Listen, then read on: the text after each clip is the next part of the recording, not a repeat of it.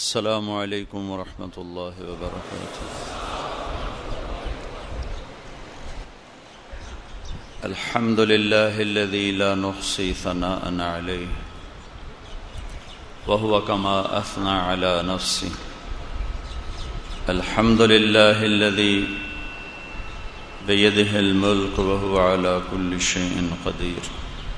هو الأول والآخر والظاهر والباطن وهو على كل شيء قدير۔ الحمد لله الذي خلق فسوى والذي قدر فهدى والذي أخرج المرعى، وأشهد أن لا إله إلا الله وحده لا شريك له، وأشهد أن سيدنا ومولانا محمدا عبده ورسوله، أرسله بالحق بشيرا ونذيرا وداعيا إلى الله بإذنه وسراجا منيرا، صلى الله تعالى عليه وعلى آله وعلى أصحابه وبارك وسلم تسليما كثيرا كثيرا، أما بعد، من عمل صالحا من ذکر او انثى وهو مؤمن فلنحيينه حياة طیبة ولنجزینهم اجرهم باحسن ما كانوا يعملون۔ میرے بھائی اور دوستو، یہ مجلس تو تھی حجاج کرام کے لیے کہ ان سے کوئی حج کے موضوع پر بات کرنی تھی۔ اب حاجی تو غالباً بیٹھے نہیں ہوں گے اور غیر حاجی سارے اکٹھے ہو گئے۔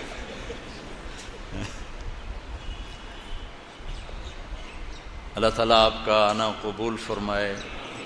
دین کی نسبت سے جمع ہونا اللہ کو پسند ہے، اللہ کی بات سننا اللہ کو پسند ہے، تو اس لیے آپ سارے ہی میرے لیے تو محترم اور معزز ہیں کہ آپ سب بھائی تشریف لائے۔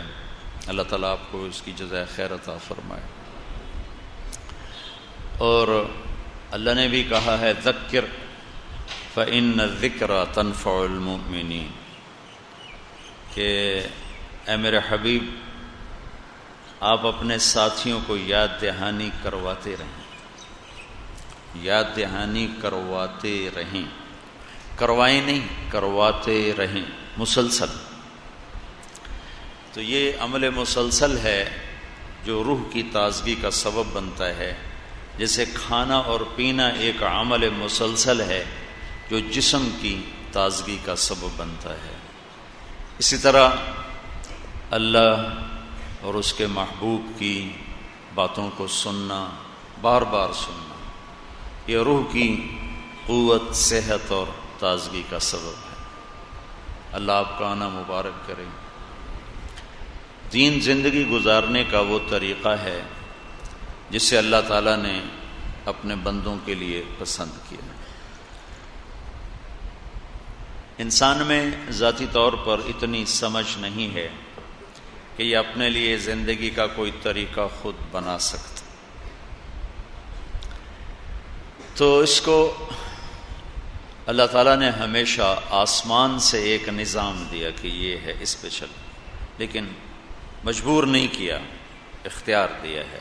دو راستے ہیں، وَهَدَيْنَاهُ النَّجْدَيْنِ، نجد، ہم نے تمہیں دو راستے دکھائے، حالانکہ نجد کا مطلب راستہ نہیں ہے۔ تَمَتَّعْ مِنْ شَمِيمِ عَرَارِ نَجْدٍ فَمَا بَعْدَ الْعَشِيَّةِ مِنْ عَرَارِ، نجد کہتے ہیں وہ زمین جس میں پہاڑی سلسلے زیادہ ہوں۔ تو اللہ تعالیٰ کہہ رہا ہے ہم نے تمہیں دو پہاڑ دکھا دیے، چونکہ پہاڑ دیکھنا آسان ہے، اونچے ہوتے ہیں، بڑے ہوتے ہیں، دور سے نظر آتے ہیں، اوجھل نہیں ہو سکتے، چھپ نہیں سکتے، دھوکہ نہیں لگ سکتا۔ تو اللہ تعالیٰ نے صحیح راستے اور غلط راستہ، اس کے لیے دو بڑے خوبصورت لفظ استعمال کیے، النجدین، واہ، النجدین، کہ ہم نے تمہارے لیے دو پہاڑ ظاہر کر دیے ہیں، ایک سفید ہے، ایک کالا ہے، ایک روشن ہے، ایک سیاہ ہے۔ الحمدللہ الذی خلق السماوات والارض وجعل الظلمات والنور جس نے اندھیرا بھی بنایا اجالا بھی بنایا، روشنیاں بھی رکھیں اندھیرے بھی رکھے۔ تو ہم نے تمہیں دو راستے بتائے اور اتنے واضح کر کے بتائے ہیں جیسے پہاڑ کو دیکھنے میں کوئی شک نہیں ہوتا، ایسے ہی سچائی کا راستہ اتنا واضح ہے کہ اس کو سمجھنے میں کوئی شک نہیں، اور جھوٹ کا راستہ اتنا واضح ہے کہ اس کو غلط جاننے سمجھنے میں کوئی شک نہیں، واضح۔ جیسے اللہ کے نبی نے اس سے ملتا جلتا الحلال بین والحرام بین، حلال بھی واضح ہو چکا ہے، سورج کی طرح روشن ہے، اور حرام بھی واضح ہو چکا ہے، ایک ایک چیز اس کی کھلی ہوئی۔ اب جھوٹ بولنے والا یہ کبھی نہیں کہتا کہ میں ٹھیک کر رہا ہوں، تو غلط ہے، لیکن میرے کاروبار کی مجبوری ہے، میرے پیشے کی مجبوری، 100 عذر بہانے اپنے لیے انسان پڑھ لیتا ہے۔ سچ بولنے والا وہ اس یقین کے ساتھ سچ بولتا ہے کہ یہ سیدھا راستہ۔ پانی دینا۔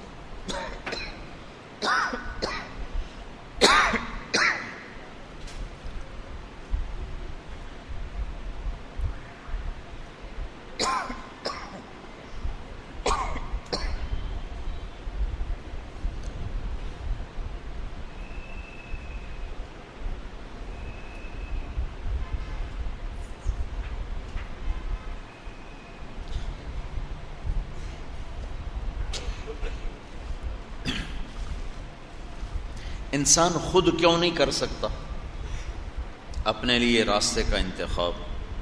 اس میں چند کمیاں ہیں۔ بنیادی کمی یہ ہے کہ یہ جاہل ہے، جاہل ہے، تو جاہل کیا جانے کیا کرنا ہے، اور اس سے بڑھ کر یہ ہے کہ یہ ظالم ہے۔ ظلم جہالت دو چیزیں اکٹھی ہو گئیں تو یہ اپنی عقل سے صحیح فیصلہ کبھی نہیں کرے گا۔ انہو کان ظلوما جہولا، اللہ تعالیٰ نے ہمارے بارے میں کہا بڑا ہی ظالم ہے، بڑا ہی جاہل ہے۔ پھر فرمایا کان الانسان عجولا، بھائی اس کی آواز آہستہ کرو،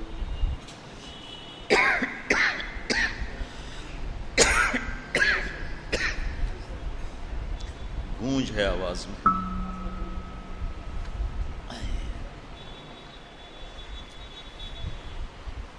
تو اللہ تعالیٰ نے فرمایا کہ یہ جلد باز ہے، کان الانسان عجولا، تو ایک اس کے اندر ظلم، ایک جہالت،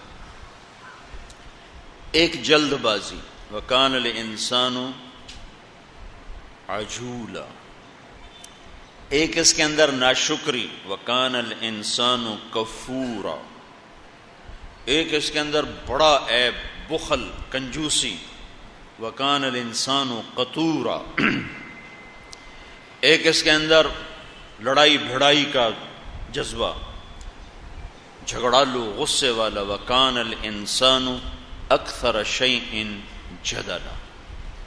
تو یہ ایکس رے ہے قرآن کا کہ اب کسی پر بھی قرآن کا ڈالو ایکس رے تو وہ نکال کے دے گا کہ یہ ظالم ہے، یہ جاہل ہے، یہ ناشکرہ ہے، یہ جلد باز ہے، یہ بخیل ہے، بہت زیادہ لڑنے جھگڑنے والا ہے، دین کے نام پہ بھی لڑے گا، دنیا کے نام پہ بھی لڑے گا، سیاست کے نام پر بھی لڑے گا، روٹی پر بھی لڑے گا، حکومت پر بھی لڑے گا، پتہ نہیں کن کن چیزوں پر یہ لڑے گا۔ کچھ لڑائیاں غلط ہوں گی، کچھ صحیح ہوں گی۔ پھر اللہ تعالیٰ فرماتے ہیں کہ وما اوتیتم من العلم الا قلیلا، کہ جو تھوڑا بہت تم پڑھ کے کوئی ممبر پہ بیٹھ جاتا ہے، کوئی دفتر میں بیٹھ جاتا ہے اور پھر وہ سمجھتا ہے کہ میں بہت کچھ جانتا ہوں، بہت کچھ میری معلومات ہیں، تو اللہ تعالیٰ ایک آیت سب پہ رندہ پھیر دیتا ہے، وما اوتیتم من العلم الا قلیلا، کہ میرے بندو جو تمہیں دیا گیا، خود نہیں لیا، دیا گیا، کس نے دیا؟ اللہ نے، جو تمہیں علم ملا ہے وہ بہت تھوڑا ہے۔ تب ان ساری چیزوں کو جب جمع کرتے ہیں تو پتہ چلتا ہے کہ انسان اس قابل نہیں ہے کہ اپنے لیے کوئی نظام بنا سکے۔ لہٰذا اللہ تعالیٰ نے آسمان سے کتابیں اتاری، نبی اتارے، آخری قرآن، آخری نبی ہمارے نصیب میں آیا۔ آخری کتاب اختم بکتابہم الکتب، قرآن ہمارے اللہ تعالیٰ نے نصیب میں رکھا۔ اور ما کان محمد ابا احد من رجالکم ولکن رسول اللہ وخاتم النبیین وکان اللہ بکل شیء علیما، اور اللہ کے آخری نبی وہ اللہ تعالیٰ نے ہمارا نصیب جاگا، ہمیں ان کی امت میں پیدا فرما دیا۔ لہذا اللہ تعالیٰ نے اعلان کیا ان الدین عند اللہ الاسلام، کہ میرے بندو زندگی گزارنے کا ایک راستہ ہے، وہ اسلام ہے۔ اسلام کے علاوہ کوئی اور راستہ چلے گا کہ نہیں؟ وَمَن يَبْتَغِ غَيْرَ الْإِسْلَامِ دِينًا فَلَن يُقْبَلَ مِنْهُ وَهُوَ فِي الْآخِرَةِ مِنَ الْخَاسِرِينَ۔ اسلام کے علاوہ کسی بھی راستے پر چلو گے تو اللہ کے ہاں قبول نہیں، مردود۔ اسلام کی آپ نے مختلف جگہ مختلف تعبیر کی۔ حدیث جبریل میں جبریل انسانی شکل میں آ کر کہتے ہیں یا رسول اللہ مل اسلام، اسلام کیا ہے؟ تو آپ نے کہا تشہد ان لا الہ الا اللہ وان محمد رسول اللہ وتقیم الصلاۃ وتؤتی الزکاۃ وتصوم رمضان وتحج البیت ان استطعت الیہ سبیلا، کہ اسلام ہے کلمے کا اقرار، نماز، زکوٰۃ، روزہ اور حج۔ اب ایک شخص پوچھتے ہیں یا رسول اللہ مل اسلام، اسلام کیا ہے؟ تو آپ نے فرمایا ان تسلم قلبک للہ، کہ دل اللہ کو دے دے۔ پہلی ابتدائی بات ہے، اسلام کی ابتدائی کلمہ، نماز، روزہ، حج، ظاہری شکل قائم ہوگی۔ اب اس کے اندر کی چیز کیا ہے؟ مل اسلام، قال ان تسلم قلبک للہ، دل اللہ کو دے دے۔ وَأَنْ يَسْلَمَ الْمُسْلِمُونَ مِنْ لِسَانِكَ وَيَدِكَ، اور تیرے ہاتھ اور زبان سے کسی مسلمان کو تکلیف نہ پہنچے۔ یہی سوال ایک اور آدمی کرتا ہے، عمر بن عبسہ رضی اللہ تعالیٰ عنہ، یا رسول اللہ مل اسلام؟ تو آپ نے فرمایا اطعام الطعام وطیب الکلام، اسلام کیا ہے؟ کھانا کھلانا، میٹھا بول بول، میٹھا بول۔ وہ جو تھے نا قریش، وہ کہتے تھے مکے والے، وہ محمد کی بات نہ سننا، وہ جادوگر ہے، جادو کر دیتا ہے۔ کیا تھا؟ زبان کا میٹھا بول، زبان کا میٹھا بول کھینچ لیتا تھا دلوں کو۔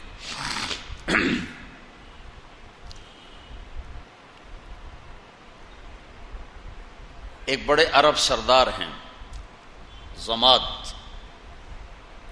ان کو قریش نے اتنا ڈرایا کو کہنے کہ میں نے کانوں میں روئی ڈال لی کہ میں اس کی سنوں گا ہی نہیں۔ تو کہ میں طواف کر رہا تھا تو میں نے ایک بڑے خوبصورت شکل کا نوجوان دیکھا جو نماز پڑھ رہا تھا۔ تو میں نے پوچھا یہ کون ہے؟ چمکتا چہرہ، ظاہر الوضاء ابلج الوجہ، چہرہ روشن نورانی، واسع الجبین، ماتھا کشادہ، عظیم الہامہ، سر بڑا، شدید و سواد الشعر، سیاہ کالے بال، ازہر اللون، کلیوں جیسا چمکتا ہوا رنگ، پھول میں پھر بھی تھوڑی چمک کم ہو جاتی، کلی میں چمک زیادہ ہوگا، ازہر اللون، کلیوں کی طرح چمکتا ہوا رنگ، فی عینیہ دعج، آنکھیں حسین لمبی موٹی، فی لحیتہ کثافہ، داڑھی بڑی خوبصورت گھنی، فی عنقہ سطع، گردن سراہی دار لمبی، فی صوتہ سحل، آواز میں ایک پکڑ، روب بھی، لطافت بھی، جمال بھی، جاذبیت بھی، لم تعبہ ثجلا ولم تزری بہ ثقلا، ایسے موٹے نہیں تھے کہ بدصورت نظر آئیں. کتنے لوگ ہیں پیٹ ادھر ہوتا آپ ادھر ہوتے، پیٹ سجے پاسے آپ کھبے پاسے، پیٹ کھبے پاسے آپ سجے پاسے، کھو کھو کھو کھو فنائی پھیر دیں. تو لم تعبہ ثجلہ، ایسے موٹے نہیں تھے کہ بدصورت ہو جائیں. لم تزری بہ ثقلہ، اور ایسے پتلے بھی نہیں تھے کہ جو میں ہینگر تے کپڑا ٹنگیا ہوئے، ایسے پتلے بھی نہیں تھے کہ بے روب نظر آئیں. یہ ایک اماں ہے ام معبد، اس نے جو ہمارے نبی کا حلیہ بیان کیا ہے، 14 صدی سے مولوی تھک رہے ہیں کہ ان کا ترجمہ کیسے کریں. علماء کو اس نے پسینے نکلواتے. رأیت رجلا ظاہر الوضاء ابلج الوجه لم تعبه سجلہ لم تزر به ثقلہ حسن الخلق وسیم قسیم فی عینیہ دعج فی لحیتہ کثافہ فی صوتہ سحل فی عنقہ سطح. کیا کلمات اور الفاظ ہیں، ہلا کے رکھ دیتے.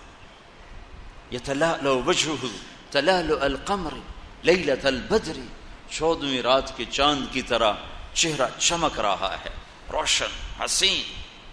یتبسم عن مثل لؤلؤ المنظوم، مسکراتے تھے تو لگتا تھا موتی کی لڑیاں نظر آنے لگی. راق الثنایا، اور ایسے مسکراتے تھے، ایسے دانت خوبصورت اور چمکیلے تھے کہ جب ہم مسکراتے تھے تو دانتوں کا نور دیواروں پہ پڑتا نظر آتا تھا.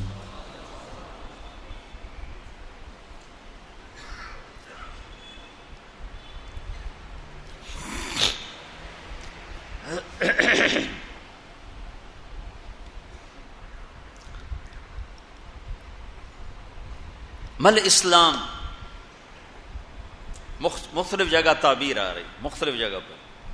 ایک جگہ کہہ رہے ہیں کلمہ، نماز، روزہ، زکوٰۃ، روزہ، حج. دوسری جگہ آ رہا ہے مل اسلام، دل اللہ کو دے دو، ہاتھ اور زبان سے کسی کو تکلیف نہ پہنچاؤ. مل اسلام کا اطعام الطعام وطیب الکلام، میٹھا بول بولنا اور کھانا کھلانا. میٹھا بول کھانا کھلانا. تو آپ کے بول ایسے میٹھے ہوتے تھے جس پر میں نے بات کی. وہ نہ سننا نہ سننا نہ سننا، جادو کر دیتا. کون ہے یہ؟ زماد پوچھ رہے ہیں یہ کون ہے؟ وہ چہرہ ہی ایسا تھا کہ آدمی کھچ جاتا تھا. کہیے وہی ہوا وہی ہے وہی ہے. بڑے زمانے کے بعد تبلیغ کے بارے میں یہ بات سن، وہ تبلیغ والوں کے قریب نہ جانا، جادو کر دیتے ہیں. میرے والد صاحب رحمۃ اللہ علیہ بڑے زمیندار اور کیا روب رکھ رکھاؤ، اور آگے میں مولوی بننے کو تیار. اور ہمارے ماحول میں مولوی کم ہی ہوتا تھا 70 کی دہائی میں. تو وہ کہیں اے رائے میں ڈالیں میرے پتر تے جادو کر دیتا ہے، یہ سارے جادوگر بیٹھے ہوئے ہیں، انہیں میرے پتر دا بیڑا بوڑ چھڑیا. اور پھر بڑی بڑی گالیاں 2 من کی. اب وہ تو میں نہیں کہہ سکتا. وہ جادوگر ہے، جادو کر دیتا ہے. طیب الکلام، سحر حلال. کسی کو اپنا بنانا ہو تو اس کے ساتھ میٹھا بن کے بول. اس کو پہلا لفظ ہی جو کو تو ہے ہی غلط تو تمہارے قریب ہے. عامر خان سے میری ملاقات ہوئی حج پر، تو اگر میں پہلے ہی بول میں کہتا یار کیا تو حرام کام کر رہا ہوں اینو چاہ کے باہر سٹ. اس کے ساتھ 10 باڈی گارڈ تھے. سب تو پہلے تھا مولوی نو ہیٹھوں سٹو نا، لفٹ تو بغیر 6ویں منزل تو ہیٹھوں سٹو. اس کا دل لگانے کے لیے 1.25 گھنٹہ میں نے کیا کیا باتیں کی، تب جا کر اس کا دل کھلا. اور مجھے شاہد افریدی نے کہا تھا مولانا آدھا گھنٹہ ہے میکسیمم 1.25 گھنٹہ، اس کے بعد نہیں بیٹھنا ہے. لیکن 1.25 گھنٹے میں اتنا اللہ نے اس کا دل کھول دیا، وہ قریب ہو گیا. تو میں نے کہا جی ہمارا ٹائم ختم. کہا نہیں آپ نے نہیں جانا، بیٹھیں. ادھر گئے، ایک طرف ہو کے ڈرائنگ روم میں بیٹھے. تو جب وہ پوری طرح ریلیکس ہو گیا اور اس کا خوف نکل گیا، اس نے تو مجھے دیکھا تو کبھی ہون فتویٰ آیا تو پکا دوزخی ہے بھائی. جو میں نے جنید جمشید کے ساتھ کیا وہی اس کے ساتھ کیا. اگر میں جنید جمشید کو جاتے کا تو حرام کھانا ہے. میں نے ایک دفعہ اسے فون کیا, میں نے کہا میں کراچی آ رہا ہوں, تمہارے گھر کھانا کھاؤں گا. کہنے لگا میرے گھر. میں نے کہا تمہارے گھر. میرے گھر. میں نے کہا ہاں تمہارے گھر. میرے گھر. میں نے کہا تمہارے گھر. کہا یہاں تو کوئی بھی نہیں کھاتا, کہتے تیری حرام کمائی ہم نہیں کھائیں گے. میں نے کہا وہ بڑے مولوی, میں چھوٹا مولوی, میں کھا لوں گا. میں کسی کو قریب کرنے کا یہ راستہ تھوڑا ہی. میٹھا میٹھے بول میں جادو ہے. تو تبلیغ میں یہ تھوڑا سا عمل ہوا, تھوڑا سا, تو کتنی دنیا کھنچتے کھنچتے کھنچتے کھنچتے کہاں چلی آئی. پھر اس نے بیچ میں شیو کرا دیا, 3 چلے لگانے کے بعد بھی دوبارہ چلا گیا, اور لوگوں نے تانے دے دے اسے فنا کر دیا. پھر میں نے اسے فون کیا, میں نے کہا مجھ سے آ کے ملو. کہنے لگا کس منہ سے ملوں, یعنی میں تو داڑھی منڈا. کہنے لگا کس منہ سے. میں کہا جو تیرا ہے اسی منہ کے ساتھ ہو. اتنی جلدی تو پلاسٹک سرجری نہیں ہو سکتی.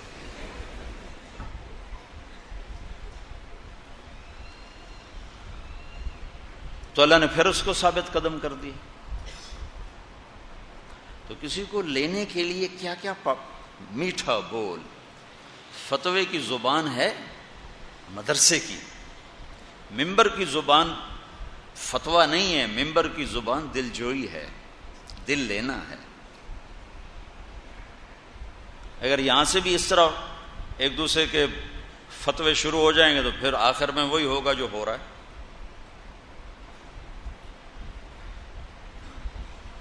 اب پونا گھنٹہ 50 منٹ پوری طرح کھل کے بیٹھ گیا.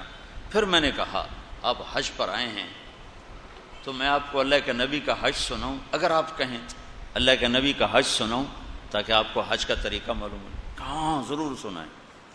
پھر میں شروع ہوا اور وہ ایسے بیٹھا ایسے, اور 1.25 گھنٹہ وہ یہاں سے یوں نہیں ہوا, 1.25 گھنٹہ ایسے. بیچ میں فریدی میرے پاس بیٹھا تھا, تو وہ جب کوئی گھنٹہ گزر گیا تو اس نے مجھے یوں, جب کوئی خطیب لمبا ہو جائے پیچھے ایک بیٹھا ہوتا ہے نیچے, وہ اس کا ایسے پیر دباتا ہے, جی تھوڑے 10 منٹ پورے ہو گئے, تھوڑے 15 منٹ پورے ہو گئے. تو اس نے مجھے یوں دبایا. میں نے کہا عامر بھائی چلے جائیں, اجازت؟ نہیں اب نہیں جانا, پھر کوئی 20-25 منٹ گزرے, پھر اس میرا. پھر میں کہا عامر بھائی اگر آپ بور ہو رہے تو ہم چلے جائیں, مجھے بہت مزہ آ رہا ہے آپ کی باتوں سے, آپ نہیں جانا, بیٹھے رہیں. پھر وہ شاہد بھی چپ ہو گیا. 2 گھنٹے ملاقات کی, اور 1.25 گھنٹہ میں بولتا رہا, ایسے بیٹھ کے سنتا. بیچ میں کچھ لوگ ملنے آئے تو اس کے چہرے پہ ناگواری آ گئی کہ یہ آئے کیوں, لیکن ان سے مل کر پھر آ کے بیٹھ گیا.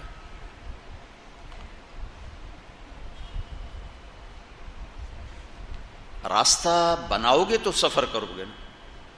کسی کے دل کے اندر جانے کے لیے راستہ بنانا پڑتا ہے, یہ سیکھنا پڑتا ہے. یہ تبلیغ میں سیکھا جا رہا ہے, پڑھنے سے نہیں آتا, نہ پڑھانے سے آتا. میں پڑھاتا بھی ہوں, پڑھا بھی ہوں. تبلیغ کی وجہ سے پڑھانا نہیں چھوڑا, پڑھانے کی وجہ سے تبلیغ نہیں چھوڑی. دل لینا. وَقُلْ لَهُمْ فِي أَنفُسِهِمْ قَوْلًا بَلِيغًا. اے میرے حبیب ایسی بات کر جو ان کے دلوں کے اندر اتر جائے.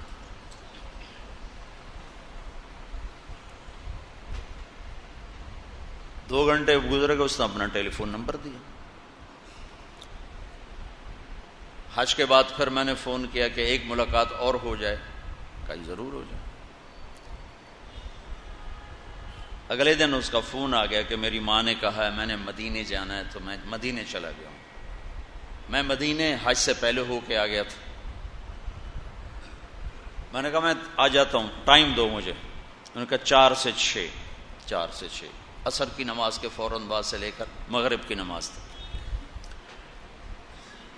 4 بجے ہم نیچے پہنچے, 4:15 ملاقات ہوئی. 4:15 سے 10:30 6.25 گھنٹے وہ آدمی ہلا نہیں. تو اتنی دیر میں تبلیغ کرتا رہا. وہ کچھ اس کی سنی کچھ اپنی سنائی، اس کو ہنسایا کچھ خود ہنسے، بیچ بیچ میں اپنا بھی ڈوز ڈالتے رہے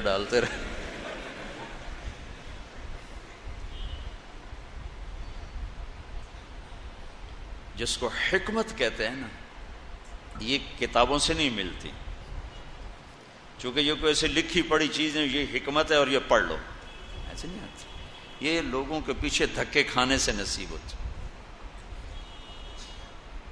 میں شروع میں مدرسے سے فارغ ہو کر سال لگا کے میں گھر گیا تو ہمارے علاقے کے بڑے ذمہ دار تھے، ابا جی مرحوم کے دوست تھے، تو ہمارے اپنے ایک ذمہ دار دوستوں میں وہ 61 میں ان کے 4 مہینے لگے تھے۔ میں نے ان سے کہا چل گشت کریں، ان کو ملیں، تو ہم دونوں گئے۔ جب ہم پہنچے ان کے ڈیرے پر تو اپنے گھوڑے کو مکھن کھلا رہے تھے، مکھن کے پیڑے بنا کھلا رہے تھے، ایک نوکر کے ہاتھ میں ڈونگا تھا اور وہ کھلا رہا تھا۔ مجھے دیکھ کر اس نے مجھے پہچان لیا، جو ساتھ والے تھے ان کو تو میں لے کر آیا تھا، راجہ میر سلطان سب سارے مرحوم ہو گئے، تو چونکہ ابا جی سے ان کا تعلق تھا تو انہوں نے میرا پتر کیا حال ہے، خیر ہے، ٹھیک ہو، کیوں میں آئے ہو؟ میں نے سیدھی بات شروع کر دی، ایک دن مرنا ہے، موت ہے، اللہ کے پاس جانا ہے، اس انج کر کے بیٹھ۔ اس کا مطلب ہوتا ہے مولوی صاحب بس کرو، جاندی کرو، مہربانی کرو۔ یہ چونکہ وہ یہ تو کہہ نہیں سکتا، میاں اللہ بخش کا بیٹا ہے، میں کیسے کہوں کہ پتر بس کر، لہذا یہ آسان جواب ہے۔ تو مجھے پتہ چل گیا کہ اے تا گال اندر جاندی ہی نہیں پئی، لہذا میں چپ کر کے بیٹھ گیا۔ اب یہ راجہ میر سلطان مرحوم انہوں نے بات شروع کی۔ کیسے بات شروع کی؟ بات دین کی کرنی ہے، لیکن شروع کہاں سے کی؟ مار فاضل، متوجہ کیا، مار فاضل تیرے گھوڑے دے پیر خراب ہیں۔ وہ گھوڑوں کو پورے ہمارے علاقے میں سب سے زیادہ جاننے والا ذمہ دار تھا، تو مار فاضل کا مراقبہ یوں ٹوٹ گیا، وہ جو અહીં بیٹھا ہی نا ایک دم અહીં ہویا، تو سنب خراب ہے، وہ واقعی خراب تھے۔ پھر اس کے ایک نقص گردن میں بتایا، ایک اس کی پیچھے کمر پہ بتایا۔ مار فاضل کے دونوں آنکھیں ایسے کھل گئیں، 26 کروڑ بلب سارے کھل گئے، 13 کروڑ ادھر ہیں، 13 کروڑ ادھر، 26 کروڑ۔ 15-20 منٹ اس کو گھوڑے پہ چڑھاتا رہا، اتارتا رہا، چڑھاتا رہا، اتارتا رہا۔ پھر اس کو دین کی بات پہ لیا، وہ 5 وقت کا نمازی بن گیا، مرتے دم، تبلیغ میں تو نہیں نکلا لیکن مرتے دم تک 5 وقت کا نمازی بن کے مرا۔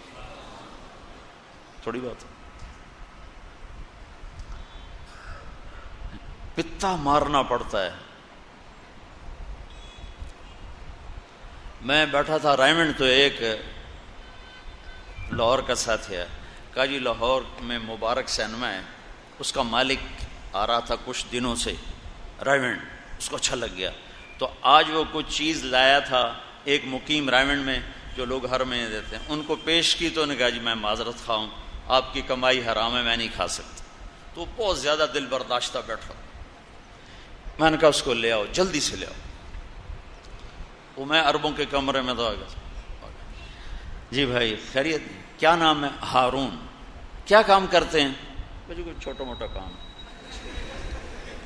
مجھے تو پتہ چل گیا سر، مجھے کوئی چھوٹا موٹا کام ہے۔ میں نے کہا کیا کام ہے؟ مجھے چھوٹی موٹی تجارت ہے جی۔ میں نے کہا جی کیا تجارت ہے؟ کہ بس سینما ہے۔ میں نے کہا کون سا سینما؟ کہا جی مبارک۔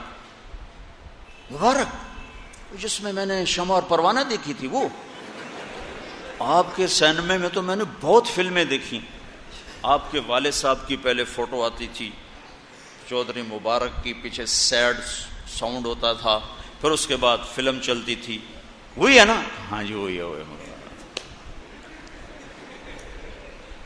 کچھ عرصہ بعد 3 چلے لگا لی، 3 چلے، اتنی بڑی داڑھی، سینما بھی بک گیا۔ فیصلہ آباد کو سینما کے مالک نے سینما کے اندر پہلے میرا بیان کروایا، پھر اس کو توڑا۔ مل اسلام اطعام الطعام و طیب الکلام، میٹھا بول بولنا، کھانا کھلا۔ تمہارے کراچی والے اگر یہ ایک چیز پہ عمل شروع کر دیں تو یہ سب لڑائیاں، قتل غارت ختم ہو جائیں۔ کہ اپنے آپ کو میٹھے بول میں جادو، میٹھے بول میں جادو، جس کو ان من البیان لسحرا، کہ بعض بول ایسے ہوتے ہیں جو جادو کر دیتے ہیں۔ جادو کیا ہوتا ہے؟ کسی کا دل لے لینا۔ یہ بسیں ہیں نا، ہماری بسیں اور ٹرک، ان کے پیچھے بڑے عجیب عجیب ملفوظات ہوتے ہیں، کبھی پڑھا کرو، میری تو زندگی گزر گئی 30 سال سے سڑکوں پر چل چل چل، تو اس ٹرکوں اور بسوں کو دیکھ کر میرے ذہن میں ایک علم آیا ہے کہ جب نئی بس نکلتی ہے تو اس کے پیچھے لکھا ہوتا ہے ویکھ ٹور چکوری دی، چکور بڑا نخرے سے چلتا ہے۔ جب تھوڑی پرانی ہو جاتی تو اس کے پیچھے لکھا ہوتا ہے ہارن دے کر پاس کریں۔ جب تھوڑی اور پرانی ہو جائے تو لکھا ہوتا ہے یا پاس کر یا برداشت کر، اور جب تھوڑی اور پرانی ہو تو اس کے پیچھے ایک ملنگ بنا ہوتا ہے نہ چھیڑ ملنگانو۔ یہ ترتیب میں نے دی ہے، سفر کر کر کر سڑکوں میں بسوں کے پیچھے ٹرکوں کے پیچھے، اور کوئی پرانی بس رنگ روگن ہو کے آ جائے تو پیچھے لکھا ہوتا ہے خدا نے ایک بار پھر دلہن بنا دیا۔ ایک دفعہ ایک ویگن کے پیچھے میں جا رہا تھا، ویگن کے پیچھے میرا جو مطالعے کا وقت ہے وہ سفر ہے، کہ جب سب نہ کوئی ملنے والا، جب بشرط کہ میں تھکا ہوا ہوں، تھک جاؤں تو پھر میں سو جاتا ہوں، تھکا ہوا نہ ہوں تو میرا مطالعے کا وقت ہے وہ گاڑی کے اندر، جو جتنا کچھ پڑھنے کو نصیب ہو گیا۔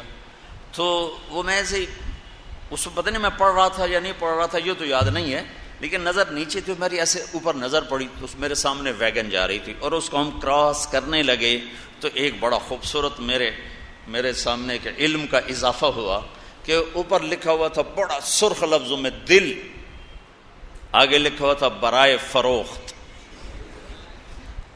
دل برائے فروخت، نیچے قیمت، دل کے نیچے قیمت، برائے فروخت کے نیچے لکھا تھا قیمت ایک میٹھا بول، ایک میٹھا بول۔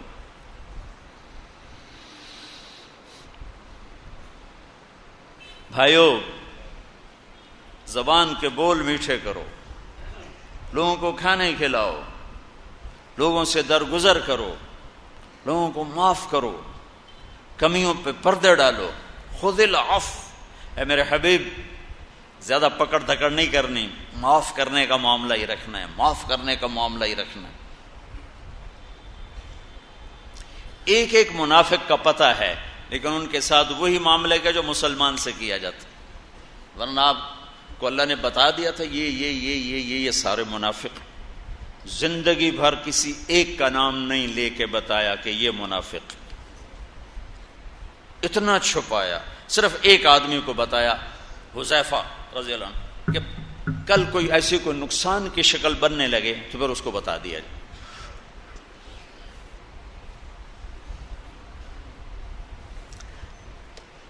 ایک منافق کا نام ہے ذوالخویصرہ، اس نے کھڑے ہو کر اعتراض کیا، یا رسول اللہ آپ نے مال غنیمت صحیح تقسیم نہیں کیا۔ اللہ کے نبی، 3 بڑے سردار نئے مسلمان، زید بن محلحل، ان کا نام مشہور ہے زید الخیر، اللہ کے نبی نے ان کا نام رکھا زید الخیر۔ وہ زید الخیل، زید الخیل کا کیا مطلب تھا؟ وہ گھوڑے پر جب بیٹھتے تھے ان کے پاؤں زمین پہ لگ جاتے تھے، اتنا لمبا قد تھا ان کا، تو ان کا نام ہے زید بن محلحل، نئے مسلمان۔ اقرہ بن حابس تمیمی، نئے مسلمان۔ عباس بن مرداس، نئے مسلمان۔ آپ نے ان کو مال غنیمت میں زیادہ دیا، میں کہا یہ تقسیم غلط ہے، تو آپ کے چہرے کا رنگ پیلا پڑ گیا۔ تو آپ نے کہا اگر میں غلط کرتا ہوں تو ٹھیک کون کرتا ہو؟ تو اس پر خالد بن ولید رضی اللہ عنہ نے کہا یا رسول اللہ اجازت ہے میں اس کی گردن اڑا دوں، اس منافق کی گردن اڑا دوں؟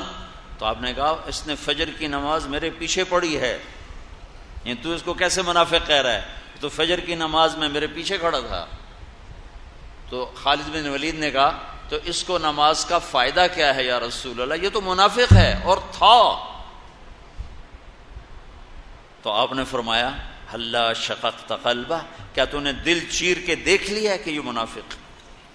کیا تو نے دل چیر کے دیکھ لیا ہے کہ یہ منافق ہے؟ یہ میرے نبی کا معاملہ تھا. ہم نے اپنوں کو بھی توڑ کے رکھ دیا. اللہ نبی آتا ہے غیروں کو اپنا بنانے کے لیے، اور ہماری زبان کے بول اور منفی رویوں نے سارے معاشرے کو آگ لگا دی. سارا پاکستان اس وقت نفرت کہ الاؤ، کہیں مذہب کے نام پر، کہیں سیاست کے نام پر، کہیں قومیت کے نام پر، کہیں صوبائیت کے نام پر، کہیں کسی نام پر، کہیں کسی نام پر ایک نفرت کی آگ ہے جو جل رہی ہے. نہ مرنے والے کو پتہ کیوں مارا گیا، نہ مارنے والے کو پتہ میں کیوں مار رہا ہوں. اللہ کے نبی کا فرمان تھا کہ وقت آئے گا نہ مارنے والے کو پتہ ہوگا کیوں مار رہا ہوں، نہ مرنے والے کو پتہ ہوگا میں کیوں مارا گیا ہوں. قیامت کے قریب. تو بھائیو، اسلام کی یہ مختلف تعبیر میرے حبیب نے جو کی مواقع کے سامنے پیش کی ہیں کہ اسلام کا ظاہر کیا ہے؟ کلمہ، نماز، روزہ، حج، زکوٰۃ. اسلام کا باطن کیا ہے؟ معاف کرنا، درگزر کرنا. اسلام کا باطن کیا ہے؟ دل اللہ کو دے دینا.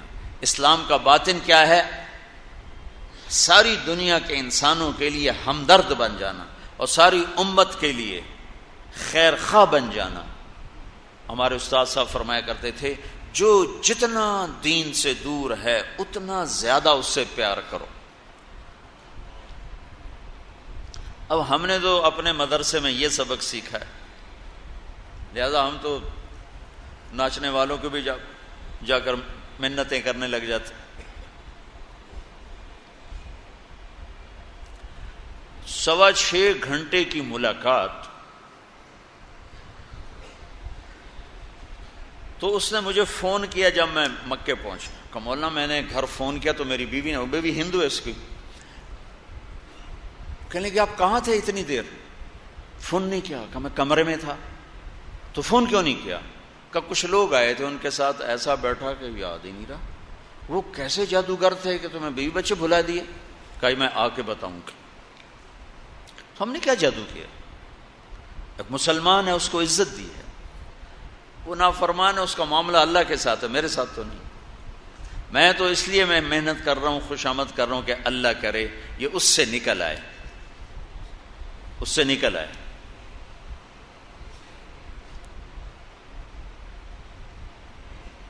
وہ جب وہ چلا گیا انڈیا تو میرا فون پہ بھی رابطہ اور میسج پہ بھی رابطہ. اب ایک ایسے چکر میں پھنسا، رائمنڈ کا اجتماع ہو رہا تھا، اس کا میسج آیا کہ میری فلم آ رہی ہے تلاش، اس کی کامیابی کے لیے دعا فرمائیں. میں کہا ابھی مر گئے ہوں کی کر دعا کروں تو مرتا ہوں، نہیں کرتا ہوں، کوئی جواب نہیں دیتا ہوں تو نیا نیا تعلق بن رہا ہے، وہ خراب ہوتا ہے. تو جب وہ میسج آیا تو میرے کمرے میں کوئی 10-12 علماء بیٹھے تھے. تو میں نے کہا بھائی یہ میسج آیا ہے، اس کا جواب سوچو کیا دینا چاہیے. وہ کہنے لگے یہ ہمارے بس کا نہیں، تو ہی سوچ.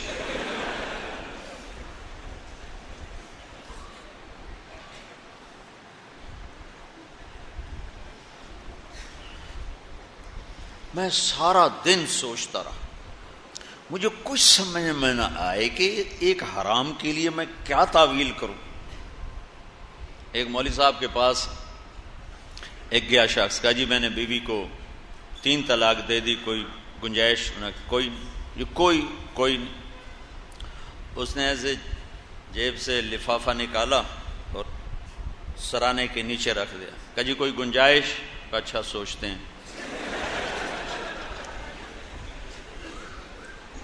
کیا کہا تھا تو نے اپنی بیوی کو؟ کہا جی میں نے کہا 3 طلاق. اسے کہا الحمدللہ طلاق نہیں ہوئی. اچھا جی وہ کیویں؟ کہا او ہوندا ہے وڈے کاف نال طلاق. تو آکھیا طلاق ہور شے، طلاق ہور شے کوئی.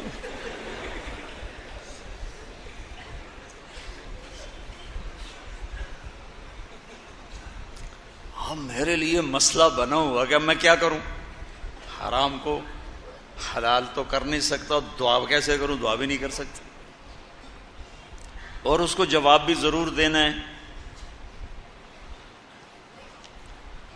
اگلے دن پورے 24 گھنٹے گزر گئے، صبح 10 بجے کی بات، اگلے دن 10 بج گئے، پھر ظہر، پھر عصر، میں عصر کی نماز کا وضو کر رہا تھا تو اللہ تعالیٰ نے نا ایک مضمون میرے دماغ میں اتارا۔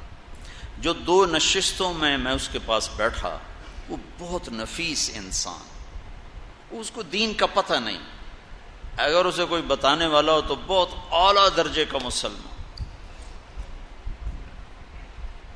بعض ہیروں پہ راکھ آ جاتی ہے، مٹی آ جاتی ہے، گرد و غبار آ جاتی ہے۔ تو میں نے اسے میسج لکھا کہ عامر بھائی، جو لوگ تخلیقی ذہن رکھتے ہوں یہ دنیا میں بہت تھوڑے ہیں، تخلیقی ذہن، کوئی چیز بنانے والے بہت تھوڑے، پیچھے چلنے والا سارا جہان ہے، لیکن تخلیقی ذہن یہ اللہ کی عطا اور بہت بڑا گفٹ ہوتا ہے، یہ اللہ تعالیٰ کسی کسی کو دیتا ہے۔ آپ کے ساتھ 2 مجلس میں نے یہ دیکھا کہ اللہ نے آپ کو یہ بہت اعلیٰ ذہن دیا ہے، آپ بہت بڑے تخلیق کار ہیں، کلاکار ہیں۔ تو جو لوگ تخلیقی ذہن رکھتے ہیں وہ کامیابی ناکامی سے نہیں ڈرتے، اپنے کام سے کام رکھتے ہیں۔ دعا گو طارق جمیل۔ 5 منٹ کے بعد اس کا میسج آیا کہ آپ نے ٹھیک لکھا ہے، بس آپ میرے لیے دعا کریں۔ جان بھی بچ گئی، غلطی سے بھی بچے، اس کا دل بھی رکھ لیا۔ پھر کوئی مہینے بعد میرا سفر تھا اس طرف نیوزی لینڈ اور فیجی کا، راستے میں ہانگ کانگ آتے جاتے سٹاپ تھا، ہانگ کانگ سے میں نے اسے فون ملا ہے، میسج دیا کہ میں آپ کو فون کر سکتا ہوں۔ میں فون کا بڑا ستایا ہو، ایسے نمبر پہ ہاتھ رکھتے ہیں، ٹنا ٹن ٹنا ٹن، میں کاٹ رہا ہوں پھر ٹن، میں کاٹ رہا ہوں پھر ٹن، میں کاٹ رہا ہوں پھر ٹن، یعنی ان کو اتنا ہوش نہیں ہے کہ ایک مصروف آدمی ہے، وہ اپنی زندگی میں بچوں کو بھی پورا وقت نہیں دے سکا زندگی بھر، تو اور میرا اس کی شناسائی بھی نہیں ہے، اور کیے جا رہا ہے کیے جا رہا ہے کیے جا رہا ہے کیے جا رہا ہے کیے جا رہا ہے۔ بہت بڑی ایذا ہے، یہ بہت بڑی تکلیف دہ بات ہے۔ جو لوگ مصروف ہوں کسی بھی چیز میں، تمہاری شناسائی بھی نہیں، انہیں فون نہ کرو، انہیں میسج کرو، یہ میرا نام ہے، میں آپ سے بات کرنا چاہتا ہوں، ہو سکتی ہے۔ لیکن میرے ساتھ یہ ہوتا ہے، ایک مرتبہ میں رات کے 12 بج رہے ہیں، میں نے کہا 12 بج گیا، میں سو کے اٹھوں شاید مشکل ہو جائے، میں نے کہا تہجد پڑھ کے سوتا ہوں، نہ شروع کر دوں۔ وہ فون چارجنگ پہ لگا تھا، کھلا رہ گیا، اس پہ گھنٹیاں شروع ہو گئی، گھنٹیاں شروع ہو گئی۔ جب میں فارغ ہوا تو میں نے کہا مختلف فون ہوں گے، ایک نمبر سے 80 کال تھی، 80۔ میں کو بڑے جگر والا ہے بھائی،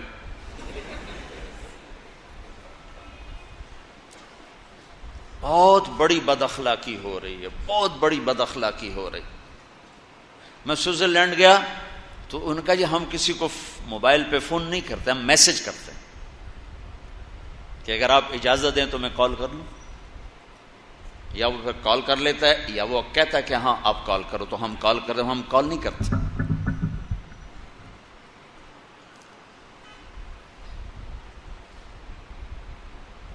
فون ایک دن کھلا رہ گیا، کو رات کا 1 بج رہا تھا، تو فون کی گھنٹی بجی، میری آنکھ کھول گئی، میں نے کوئی ایمرجنسی میں ہوگا بیچارہ کوئی، ہاں جی ایک مسئلہ پوچھنا ہے، غسل خانے میں دعا پڑھ سکتے ہیں کہ نہیں پڑھ سکتے؟ میں کہا تیری بیڑی بڈھے ہو، میری جان 1 بجے تو کھاونی آئی۔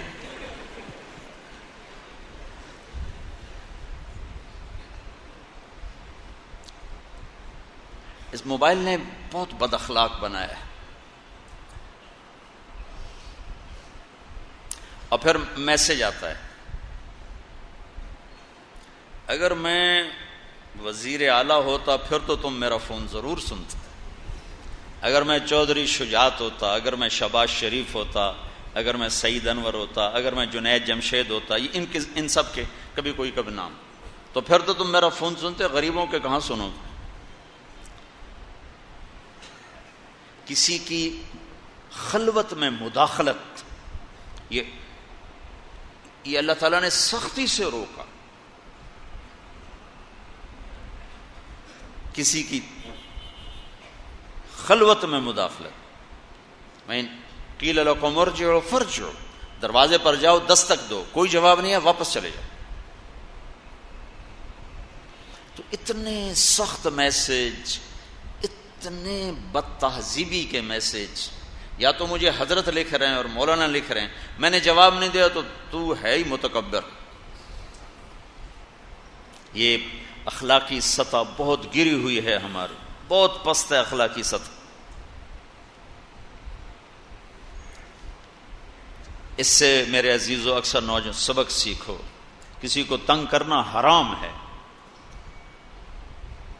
ایک بزرگ تھے، ان کی زندگی بھر میں ایک دفعہ تہجد قضا ہوئی، ساری زندگی ان کی تہجد قضا نہیں ہوئی. تو کسی نے پوچھا حضرت وہ آپ کی کس لیے کیسے قضا ہوئی؟ کہ میں سفر میں تھا، ایک جگہ قیام تھا، تو میں اٹھا تہجد کے لیے، تو دروازے کے سامنے ایک آدمی سویا ہوا تھا، تو مجھے خیال آیا کہ میں اس کے قریب سے گزروں گا تو اس کی آنکھ کھل جائے گی، تو اس کو تکلیف پہنچے گی. تو بس میں تہجد چھوڑ کے آ کے بستر پہ لیٹ گیا، کہیں اس کی آنکھ نہ کھل جائے، کہیں اس کی آنکھ نہ کھل جائے. 12 بجے فون کر رہے ہیں، 1 بجے کر رہے ہیں، 2 بجے کر رہے ہیں، اور پھر مسلسل کیے جا رہے ہیں.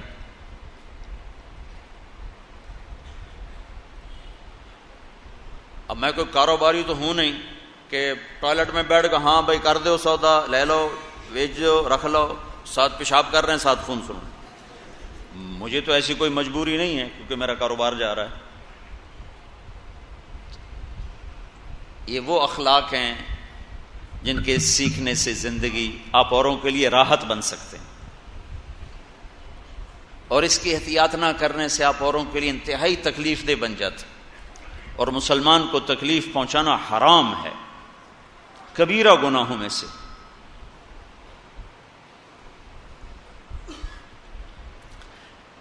تو بھائیو، میں نے اسے میسج کیا، میں آپ کو فون کر سکتا ہوں؟ تو میسج کے بجائے اس کا فون آ گیا.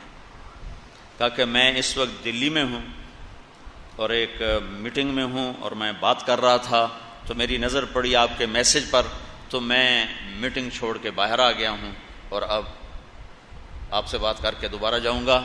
اور پھر کہنے لگے آپ کی دعا سے میری فلم کامیاب ہو گئی. میں کہا یا اللہ میں کوئی نہیں کی تھی دعا، تو سن لے، میں کوئی نہیں کی تھی. میں کہا آپ کی دعا سے میری فلم کامیاب ہو.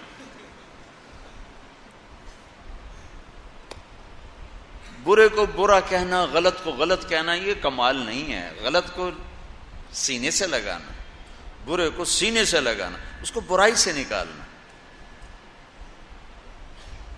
اس کو گندگی سے ہٹانا مقصود ہے، اس کو گندا کرنا مقصود نہیں ہے. اس کو غلطی سے ہٹانا مقصود ہے، اس کی توہین مقصود نہیں ہے. بل اسلام طیب الکلام اطعام الطعام، میٹھا بول، کھانے کھلانا. مل اسلام تسلم قلبک للہ، دل اللہ کو دے دے. وان یسلم المسلمون من لسانک و یدک، تیری ہاتھ اور زبان سے لوگوں کو نقصان نہ پہنچے. وہ کہنے لگا مل ایمان، ایمان کیا ہے؟ تو مشہور حدیث ہے ان تؤمن باللہ وملائکتہ وکتبہ ورسلہ والبعث بعد الموت. اللہ، فرشتے، کتابیں، رسول، آخرت، ملائکہ اور موت کے بعد کی زندگی کو ماننا ایمان. اس سے اگلا مرتبہ یا رسول اللہ مل ایمان؟ تو آپ نے کہا الصبر والسماحہ. ایمان کیا ہے؟ صبر کرنا، معاف کرنا، صبر کرنا، معاف کرنا. میں قربان جاؤں اپنے نبی کے سیرت پڑھا کرو، اللہ کے نبی کی زندگی پڑھا کرو. واحد ہستی ہیں جن کی ہر ادا کو اللہ نے محفوظ رکھا ہے. کفار مکہ آپ کو گالیاں دیتے تھے اور صحابہ میں جوش اٹھتا تھا کہ گردن اڑا دیں. یقیناً ایمان کا تقاضا کہ بھائی اس کو جان سے مر جاؤں یا مار دوں. اب میرے نبی جن کی براہ راست ان کو یہ گالیاں سننے کو مل رہی ہیں، موجود ہیں، وہ انہوں نے اس کو پھیرا کیسے؟ وہ جو قریش تھے نا، وہ آپ کا نام بگاڑ کے لیتے تھے، مذمم کذا مذمم کذا. محمد کے وزن پر کہتے مذمم، محمد جس کی تعریف کی گئی ہو، مذمم جس کی برائی کی گئی ہو. یہ مذمم ایسا ہے، مذمم ایسا ہے، مذمم ایسا ہے. تو صحابہ میں اشتعال دے کر آپ نے کہا ارے بھائی مجھے تو نہیں برا کہتے ہیں یا رسول اللہ، یہ آپ کیا کہہ رہے ہیں؟ آپ کو کہتا ہے بھائی نہیں مجھے، میرا نام تو محمد ہے. وہ تو مذمم کو گالیاں نکالتے ہیں، مجھے تو نہیں نکالتے، وہ تو مذمم کو گالیاں نکالتے. آئے ہائے سبحان اللہ، کیا کمال ہے. مجھے نہیں گالیاں دیں، مذمم کو گالیاں. حالانکہ آپ کو بھی پتہ ہے کہ مجھے ہی، اور صحابہ کو بھی پتہ ہے کہ آپ ہی کو کہہ رہے ہیں، لیکن ان کو ان کے جذبات کو ٹھنڈا کرنے کی اور آخری حد تک ان سے معاملہ نرم رکھنے کے لیے کہ جیسے مرتے ہوئے مریض پر بھی ڈاکٹر زور لگا رہا ہوتا ہے بچ جائے بچ جائے بچ جائے، ایسے ہی جہنم میں گرتے ہوئے انسان پر بھی نبی زور لگاتا ہے بچ جائے، جہنم سے بچ جائے بچ جائے بچ جائے.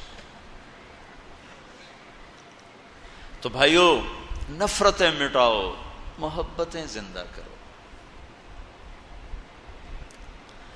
بہت بہت بڑی ضرورت ہے.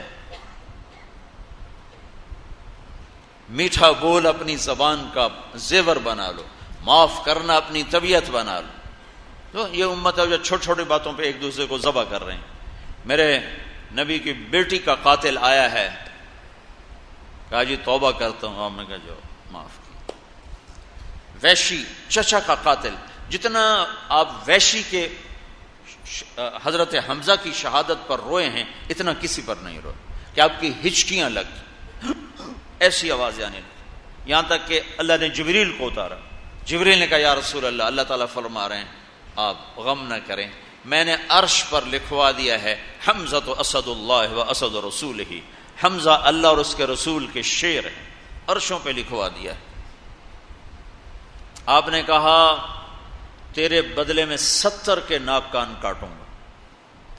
تو ابھی وہاں سے ہلے نہیں کہ میرے رب نے کہا فَإِنْ عَاقَبْتُمْ فَعَاقِبُوا بِمِثْلِ مَا عُوقِبْتُمْ بِهِ وَلَئِنْ صَبَرْتُمْ لَهُوَ خَيْرٌ لَكُمْ. اگر تم نے ناک کان کاٹنے ہیں تو جتنا تمہارا نقصان ہے اتنا اگلے کا کرو. ایک کے کٹے ہیں ایک کے کاٹو، ایک کے کٹے ہیں ایک، جس نے کیا تھا اس کو، کسی اور کا نہیں، اس کو. اور اگر اس کو بھی معاف کر دو تو بڑی اچھی بات. تو ہمارے نبی نے کہا بل نصبر، یا اللہ ہم نہیں، ہم صبر کریں. تو آپ اتنا روئے تھے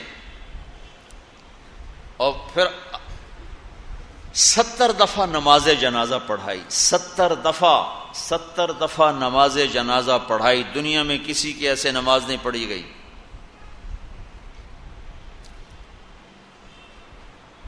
قاتل وحشی، کسی نے کہا وحشی کے قتل کا حکم تھا، تو وہ چھپتا چھپاتا مدینے پہنچا اور منہ ایسے چھپائے ہوا تھا، تو آپ کے سامنے آ کر یوں کپڑا ہٹایا، کہتا آپ سے امن کا طلبگار ہوں. تو صحابہ اٹھے کہ ہم قتل کریں. ہر آدمی چاہتا تھا میں یہ سعادت حاصل کروں. آپ نے کہا پیچھے ہٹ جاؤ، ایک آدمی کا کلمہ پڑھ لینا مجھے 1000 کافروں کو قتل کرنے سے زیادہ محبوب ہے. ایک آدمی کا کلمہ پڑھ لینا مجھے 1000 کافروں کو، لا اسلام رجل واحد احب الی من قتل 1000 کافر. کہ قتل ضرورت کی وجہ سے ہے کہ نہیں کسی طرح رخ پہ آ رہا تو آخری درجہ ہے کہ ٹھیک ہے تلوار اٹھاؤ. لیکن نبی اس لیے نہیں آتا، اس لیے اس کی آخری کوشش ہوتی ہے بچا لوں بچا لوں بچا لوں. نہیں بچتا اور فتنہ ہے، ٹھیک ہے اب تلوار بھی چلے گی. تو آپ نے کہا پیچھے ہٹ جاؤ، ایک آدمی کا کلمہ پڑھنا 1000 کافروں کو قتل کرنے سے محبوب ہے. اب اس نے کلمہ نہیں پڑھا، امید لگ گئی ہے کہ پڑھ لے گا، جو آیا ہے میں امن چاہتا ہوں، میں امن چاہتا ہوں. تو آپ نے کہا میری دلی تمنا تھی میں تمہیں قتل کروں، میری دلی تمنا تھی میں تمہیں قتل کروں، لیکن تو نے امن طلب کیا ہے، اور میرا رب کہتا ہے جو امن طلب کرے اسے امن دو۔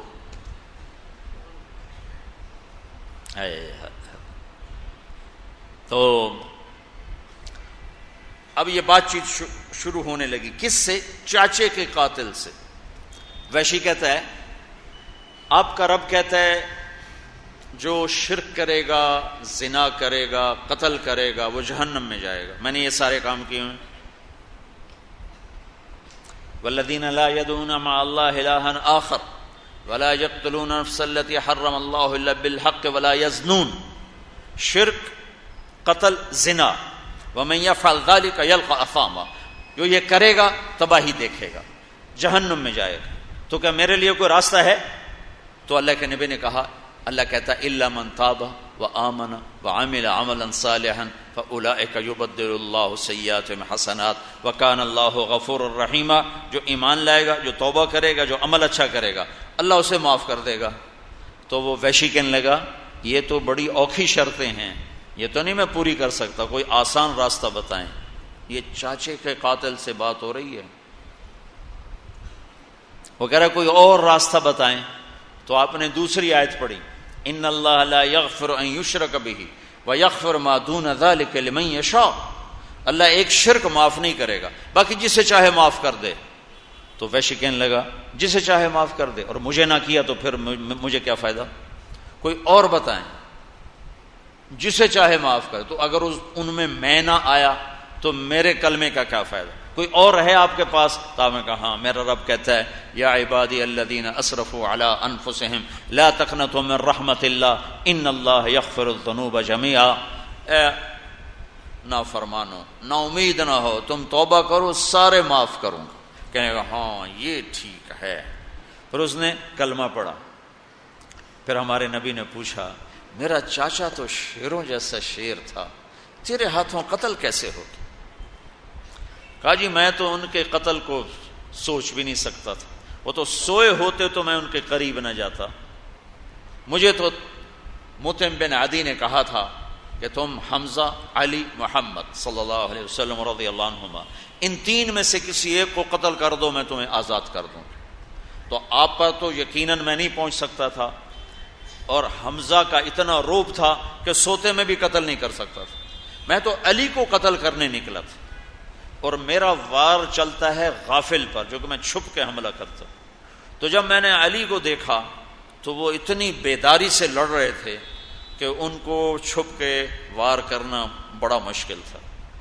ان کی جیسے تلوار گھومتی تھی ویسے نظر گھومتی تھی۔ تو میں نے کہا نہیں، اس کو بھی دھوکہ نہیں دیا جا سکتا۔ پھر میں حمزہ کو ڈھونڈنے نکلا تو ان کو میں نے دیکھا کہ وہ دونوں ہاتھوں میں تلوار اور اندھا دھند آگے بڑھ رہے تھے، دائیں بائیں سے غافل تھے۔ کہ میں نے کہا یہ میرا شکار بن سکتے ہیں۔ تو آگے ایک پتھر کے پیچھے جا کے بیٹھ گیا۔ تو لڑتے لڑتے لڑتے لڑتے لڑتے جب پتھر کے پاس پہنچے، اور میں نے دیکھ لیا کہ میرا نشانہ بے خطا ہوگا، میں نے برچھا پھینکا جو ان کے ہاتھوں کے پار ہو گیا۔ تو کہتے ہیں حضرت حمزہ نے مجھے مڑ کے یوں دیکھا، جب دیکھا تو مجھے لگا جیسے میری جان نکل جائے گی، میں بھاگا وہاں سے، لیکن پیچھے آواز آئی ابو عمارہ، تو مجھے پتا چل گیا کہ میرا کام ہو گیا۔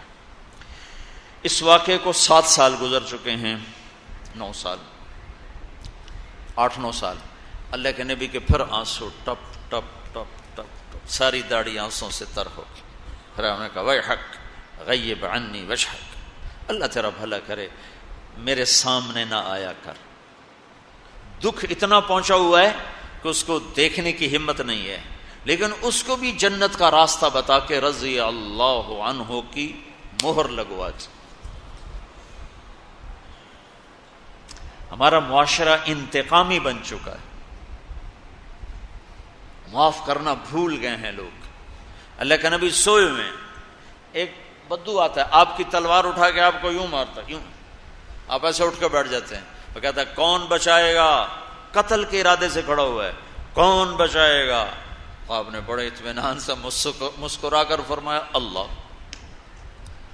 تو یہ کہنا تھا کہ جبریل اترے، اس کے سینے پہ مکہ مارا، تو ہاتھ سے گئی تلوار، وہ پیچھے گرا، آپ نے تلوار اٹھائی، کہ اب تمہیں کون بچائے گا؟ کہ مجھے تو ہی بچائے گا۔ آپ نے کہا کلمہ پڑھتے ہو؟ کہنے لگا نہیں پڑھتا۔ کہ جاؤ معاف کیا، جاؤ معاف کیا۔ اپنے نبی کی زندگی پڑھو، سیرت پڑھو۔ تم سے کیا گلہ کروں، ہمارے مدرسوں میں نہیں پڑھائی جاتی، صرف گزار دیتے ہیں ٹکٹک ٹکٹک ٹکٹک۔ پڑھو اپنے حبیب کی زندگی، آپ کے خاص طور آپ کے عالی اخلاق اور آپ کے میٹھے بول اور آپ کا حسن سلوک اور غیروں کو اپنا بنا لینا، دشمن کو دوست بنا لینا۔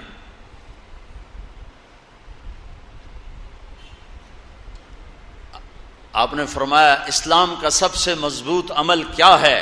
صحابہ نے کہا نماز۔ ہم نے کہا نہیں، جہاد نہیں، روزہ نہیں، حج نہیں، صدقہ نہیں۔ کہ یا رسول اللہ پھر آپ بتائیں۔ کہ اسلام کا سب سے مضبوط عمل اللہ کے لیے محبت کرنا ہے اور اللہ کے لیے بغض رکھنا ہے۔ اللہ کے لیے بغض ایک واقعے سے بتاتا ہوں، ویسے سمجھنا مشکل ہوگا۔ خیبر کی جنگ میں حضرت علی اور یہودی کی پنجہ آزمائی ہوئی۔ حضرت علی نے یہودی کو گرایا اور سینے پر چڑھے قتل کرنے، تو اس نے منہ پہ تھوک دیا تو چھوڑ کے کھڑے ہو کہ چلو دوبارہ۔ کہنے لگا کیوں؟ کہ پہلے میں تمہیں اللہ کے لیے قتل کر رہا تھا، جب تو نے میرے منہ پہ تھوکا تو مجھے غصہ آ گیا ذاتی، اب یہ قتل میری ذات کی وجہ سے ہوتا، اللہ کی وجہ سے نہیں، لہذا ہم دوبارہ لڑیں گے۔ انہوں نے کہا یہ پڑی تلوار مجھے کلمہ پڑھا تھا۔ یہ ہے بغض للہ۔ تو بھائیو، آج میرے دیش کو بڑی ضرورت ہے محبت کی، نفرتوں نے آگ بھڑکا دی ہے، اور خاص طور پر یعنی کراچی شہر تو خاک و خون میں لوٹ رہا ہے۔ ہم سب گناہ گار، اللہ کی بارگاہ میں توبہ کریں، اللہ کے سامنے روئیں دھوئیں، محبت پھیلائیں، اور اس دعوت کی محنت کو لے کر گھر گھر در در پھریں۔ یہ ایک آخری سہارا ہے جس سے یہ آگ ٹھنڈی ہو سکتی ہے، ورنہ اس کے ٹھنڈا ہونے کا نہ کوئی حکومت کے پاس اس وقت علاج ہے، اور نہ کسی ادارے کے پاس اس کا علاج ہے، اور نہ کسی اور کے پاس اس کا علاج نظر آتا ہے۔ یہ تبلیغ کا کام ایسا ہے کہ یہ نفرتوں کو مٹا دے۔ ایک دفعہ میاں والی میں ہماری جماعت تھی، تو ہم نے بڑے بڑے ذمہ داروں کی ضیافت کی، ایک دوسرے کے قتل کی دشمنیاں، سب آئے ہوئے، گارڈ ہر ایک کے ساتھ گارڈ۔ تو قدرتی کھانے پر دو دشمن آمنے سامنے بیٹھ گئے کھانے پر۔ تو وہ ایک اس کو کہنے لگا اونتا میں تیرے ہاتھوں مریا نہیں کہ دیں زہر تا نہیں ہوں بے سٹے ہویا، ویسے تو میں تیرے ہاتھوں قتل نہیں ہو سکا، تو کہیں اس میں تم نے زہر تو نہیں ملایا؟ نہیں یہ تبلیغ والے دی روٹی تو بھی کھا میں بھی کھانا، آپ چنگے ہو جیسا۔ تبلیغ کی محنت میں یہ آس ہے کہ اگر آپ سنجیدگی کے ساتھ اس دعوت کی محنت کو کرو تو یہ فتنے دب سکتے ہیں، ورنہ یہ حکومتوں کے بس کی نہیں ہے۔ جب تک دل اللہ سے نہیں جڑتا تو آپ پہلے بھی کئی دفعہ سنا چکا، میں سینٹر ماڈل اسکول میں تھا، ہاسٹل میں ہمارے وارڈن آ گئے طالب صاحب رحمۃ اللہ علیہ، وہ بڑے نیک ٹیچر بھی تھے اور وارڈن ہمارے ہاسٹل کے بن گئے۔ اس سے پہلے تھے محمود صاحب، وہ عظیم صاحب کے جانے کے بعد طالب صاحب آئے، ان کے بعد محمود صاحب آئے، محمود صاحب کے بعد میں اسکول سے نکل گیا۔ تو وہ ان تینوں میں یہ جو طالب صاحب تھے یہ نمازی تھے، لہذا انہوں نے نماز کی سختی کر دی۔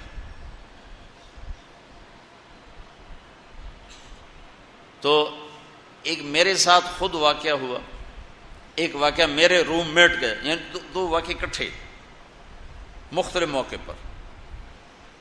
عشاء کی نماز، رمضان کا مہینہ، اور میں نماز پچھلی سر، تو میرا روم میٹ مر گیا، مرحوم جاوید نام تھا اس نے میرے قریب آ کر نماز کی نیت باندھی، 4 رکعات نماز عشاء واسطے طالب حسین دے، اللہ اکبر۔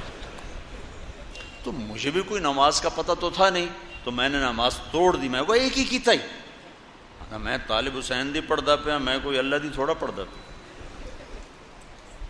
اچھا رمضان میں تراویح، ہم سے تو فرض نہیں پڑھے جاتے تھے، تراویح کون پڑھتا؟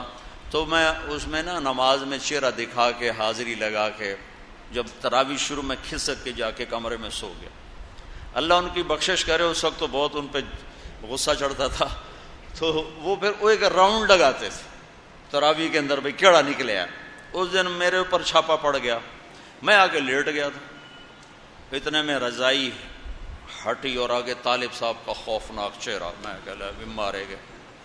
انہوں نے ایک رکھی، دوسری رکھی، چلے فلانے ڈمکانے، اسی بے وضو اللہ اکبر، سوتے جا کے نماز میں شریک ہو گئے۔ طاقت علاج نہیں ہے، محبت علاج ہے، تربیت علاج ہے، ذہن سازی علاج ہے۔ ذہن سازی کے بغیر زندگیوں کے رخ نہیں بدل سکتے۔ مذہبی جماعتیں ساری بھی اکٹھی ہو جائیں، یہ اسلام نہیں لا سکتے، کہ اسلام اندر سے نکلتا ہے، باہر سے نہیں ڈالا جاتا کہ زبردستی نمازیں پڑھاؤ، زبردستی داڑیاں رکھاؤ۔ یہ کوئی کھوتا تھوڑا ہی ہے کہ جس کو رسہ ڈال کے چلا دو گے، انسان ہے، انسان اپنے اندر کی طاقت سے چلتا ہے۔ جب وہ اندر میں طاقت بیدار ہو جاتی ہے پھر ہر چیز سے ٹکر لیتی، جب بیدار نہیں ہوتی تو اللہ کو بھی دھوکہ دیتا ہے اور انسانوں کو بھی دھوکہ دیتا ہے۔ مدینہ منورہ میں اپنی آنکھوں سے دیکھ رہا ہوں، اذان ہوئی عصر، میں بیان کر کے واپس آ رہا تھا عربوں میں، اور پولیس والے آ گئے، الصلاۃ الصلاۃ الصلاۃ الصلاۃ۔ تو ایک نوجوان اٹھا دکان سے، یا پاکستانی تھا یا انڈین تھا یا بنگلہ دیشی، ہمارے بر صغیر کا تھا، چہرے مورے سے، مجھے نہیں پتا کون تھا کہاں۔ اس نے جا کے شٹر گرانا شروع کیا نماز کے لیے، اور یوں دیکھنا شروع کیا، پولیس آئی ہے، پھر یوں دیکھ رہا ہے، پولیس گزر گئی، شٹر یہاں آ چکا ہے، پولیس آگے گئی، اس نے چھلانگ لگائی دکان کے اندر اور شٹر بند کر کے بیٹھ گئی، اور سامنے مسجد نبوی، سامنے۔ حکومت اگر لوگوں کو نمازی بنانے کا ٹھیکہ لے گی تو ایسے نمازی بنے گی۔ یہاں سے شمع جلے، یہاں سے اللہ نور السماوات والارض مثل نورہ کمشکات فیہا مصباح المصباح فی زجاجہ الزجاجة كأنها كوكب دري يوقد من شجرة مباركة زيتونة لا شرقية ولا غربية يكاد زيتها يضيء ولو لم تمسسه نار نور على نور يهدي لنور الله من يشاء يهدي لنوره من يشاء۔ یہ اللہ تعالیٰ نے کیا خوبصورت مثال دی کہ یہاں شمع روشن ہوگی تو راستہ نظر آئے گا، دل اندھا ہو راستہ نظر نہیں آ سکتا۔ تو تبلیغ کا کام وہ اندر کی دنیا کو بیدار کرنے کی محنت اور کوشش کہ وہ بیدار ہو جائے۔ ہمارے علاقے میں ایک چکلا ہے، رنجیت سنگھ نے جب ملتان فتح کیا تھا 1818 میں، تو اس نے 3 جگہ یہ برائی کے اڈے قائم کیے تھے، ایک لاہور، ایک ملتان جو میرا ضلع ہے، ایک کیروڑ پکا آج کل وہ تحصیل ہے، اور ایک تلمبا جو میرا ٹاؤن ہے، اس کے قریب میرا گاؤں۔ 1818 میں 3 بازار حسن قائم کیے تھے۔ کئی سال پہلے مجھے خیال آیا کہ یہ جو بچیاں یہاں ہیں ان کو تو ہم نے کبھی جا کے پوچھا ہی نہیں، ان پر بھی تو کبھی محنت کرنی چاہیے کہ اللہ تعالیٰ ان کو ہدایت دے دے۔ تو میں نے جواد وسیم کو بلایا جو سٹیج کا کام کرتا ہے، خالد عباس ڈار، اس کو بلایا، 2-4 کی جماعت میں کہ جاؤ ان سے بات کرو۔ تو ایک ساتھی نے ان کو جمع ہو گئیں، 60-70 جمع ہو گئیں، کچھ ایج اکثر نوجوان جو بیچاری کس مجبوری میں یہ کام کر رہی ہیں۔ تو ہمارے ساتھی نے کہا، بیٹیوں میں آپ پر عزت کی چادر ڈالنے آیا۔ اب یہ کوئی جملہ، کوئی تقریر تو نہیں، ایک جملہ ہے، بیٹیوں میں آپ پہ عزت کی چادر ڈالنے آیا ہوں۔ تو انہوں نے پھوٹ پھوٹ کے رونا شروع کر دیا کہ یہاں تو لوگ ہمارے کپڑے اتارنے آتے ہیں، آپ کون ہیں جو ہم پہ چادر ڈالنے آئے ہیں؟ یہاں تو کپڑے اتارنے لوگ آتے ہیں، چادر ڈالنے والا تو کبھی کوئی نہیں آیا۔ اس ایک بات نے ان کو رلا کے رکھ دیا۔ پھر ہم جا کے کارگزاری سنائی، میں نے کہا ان کو جمع کرو، میں بیان کروں۔ میں نے ان کو ایک جگہ جمع کیا، ان میں بیان کیا۔ 2-3 دن گزرے تو میرے پاس ایک لڑکی آئی، بڑی خوبصورت، تو اس کے ساتھ ایک ایجنٹ، تو مجھے کہا اندر گھر میں لیٹا ہوا تھا، جی باہر 2 عورتیں آئیں، تو عام طور پر وہ مانگنے والی ہوتی ہیں۔ میں نے کہا سن لو، جو کر سکتے ہو ان کو مدد کر دو۔ وہ دوبارہ واپس آئے، جو کہتی ہیں ہم ادھر سے آئی ہیں، چکلے سے آئی ہیں۔ اچھا بلاؤ، بلایا تو ایک بچی اور ایک ساتھ 45-50 کی عمر کی عورت۔ کہا جی میرا نام فوزیہ ہے۔ وہ بچی نے کہا میں اس بازار کی ہوں، میں ڈانسر ہوں، دبئی جاتی ہوں، وہاں کام کرتی ہوں۔ تو میں نے آپ کی بات سنی، میں نے توبہ کی ہے۔ تو آج 3را دن ہے، میرے بھائیوں نے مار مار میرا حشر کر دیا ہے۔ وہ کہتے ہیں تمہیں ناچنا ہوگا، اپنے جسم کو بیچنا ہوگا، ورنہ ہم روٹی کہاں سے کھائیں۔ تو میں نے ان سے کہا مجھے ذبح کر دو، اب میں یہ کام نہیں کروں۔ تو میرا کوئی آسرا نہیں ہے، آپ میرا کوئی وظیفہ مقرر کر دیں۔ اور دوسری جو ساتھ تھی وہ نائکا تھی۔ نائکا بہت خطرناک کردار ہوتا ہے، نئی لڑکیوں کو پھنسانا، پھر گاہک تلاش کرنا، سودے کرانا، کمیشن لینا۔ ایک وہ تھی جو اس پورے چکلے کی انچارج تھی، اس کا نام عذرا۔ کہا میاں صاحب میں بھی توبہ کر لیے، میری 2 بچیاں جوان تھیں، گھنگرو باندھنے والی تھیں، تمہاری بات سن لی ہے، میں نے ان کے گھنگرو اتار دیے، ان کی شادی کروا دو۔ میں کہ میرے ذمہ، تمہارے سارے خرچ میرے ذمہ۔ پھر وہاں ہم نے تعلیم شروع کروائی۔ آپ کو 2.5 سال میں 20 جوان خوبصورت لڑکیاں توبہ کر کے شادی کر کے گھر آباد کر چکی۔ اور جب میں نے ان کی کہانیاں سنی تو میں بہت رویا کہ یہ تو بڑا مظلوم طبقہ ہے، ہم تو انہیں کچھ اور جانتے تھے تو کچھ اور نکلا ہے۔ انہیں نچانے والے اصل ظالم ہیں، ان کے پاؤں میں گھنگرو باندھنے والے ابھی بھی میاں صاحب بن کے بیٹھے ہوئے ہیں، مار صاحب بن کے بیٹھے ہوئے ہیں، چودھری صاحب بن کے بیٹھے ہوئے ہیں۔ ان کا کالر ابھی تک وائٹ ہے، اور جس کو گھنگرو بندھائے وہ طوائف بن گئی اور معاشرے میں گالی بن گئی۔ جس نے گھنگرو بندھوائے، جس نے نچوایا، جس نے ہائے ہائے ہائے ہائے اس حال تک پہنچایا، اصل ظالم تو وہ تھے۔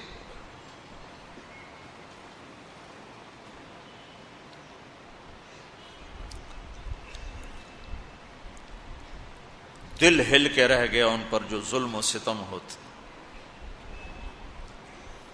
وہ جو تھی نائکا، اس نے بتایا کہ جی فلاں علاقہ، فلاں قوم، فلاں ذمہ دار، میں اس کی بیٹی ہوں۔ اس نے میری ماں کو بٹھایا ہوا تھا، میں اس کی بیٹی ہوں۔ وہ اسی طرح نواب بھی ہیں، سردار بھی ہیں، ان کی عزت پہ کوئی حرف نہیں آیا ہے، اور یہ طوائفیں بن گئیں۔ تو میرے بھائیوں، میں بات تو حج کی کرنے آیا تھا، وہ تو پتہ نہیں کہاں ادھر ادھر ہو گئی۔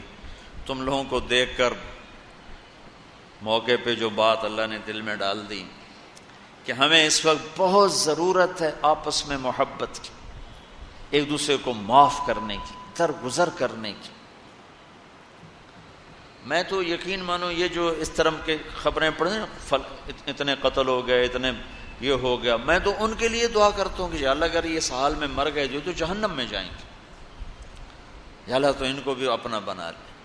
کہ میرے نبی نے فرمایا ایک آدمی کے قتل کرنے پر اگر پوری دنیا کے انسان اکٹھے ہو گئے اور قتل ناحق ہے، قتل ناحق ہے، قتل ناحق ہے، اور اس پر ساری دنیا 7 ارب انسان مار دو، مارے گا تو ایک ہی، لیکن میرے نبی نے فرمایا اس ایک کے بدلے میں اللہ پوری دنیا کے انسانوں کو جہنم میں ڈال دے گا. اور دو انسانوں کو سب سے خوفناک عذاب ہونے والا ہے. دو انسانوں کو، ایک سود کھانے والا، ایک قتل کرنے والا. ایک سود کھانے والا، ایک ناحق قتل کرنے والا. یہ میرے نبی کی امت ہیں، کسی نے بتایا نہیں، کسی نے محنت نہیں کی.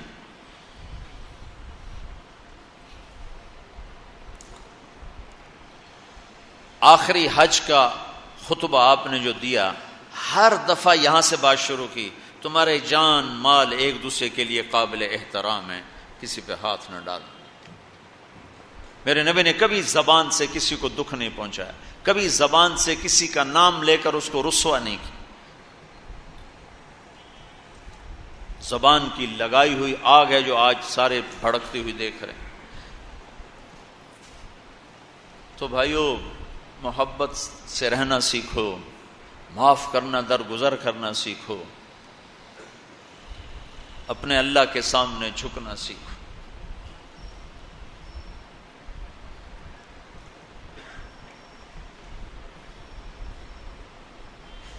جب قومیں زوال کا شکار ہوتی ہیں، کہتی ہیں یہ فلاں کی سازش ہے. جیسے آج کل کہتے ہیں مسلمان، امریکہ کی سازش ہے. جی اصل یہودیوں کی سازش ہے. یہ کراچی کے بینکوں میں جو سود پہ پیسہ پڑا ہوا ہے، یہ امریکہ کی سازش، یہودیوں کی سازش.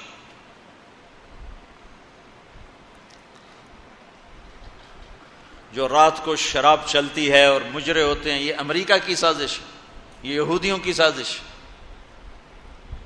نوجوان اولاد ماں باپ کی نافرمان ہیں، یہ کسی دشمن کی سازش.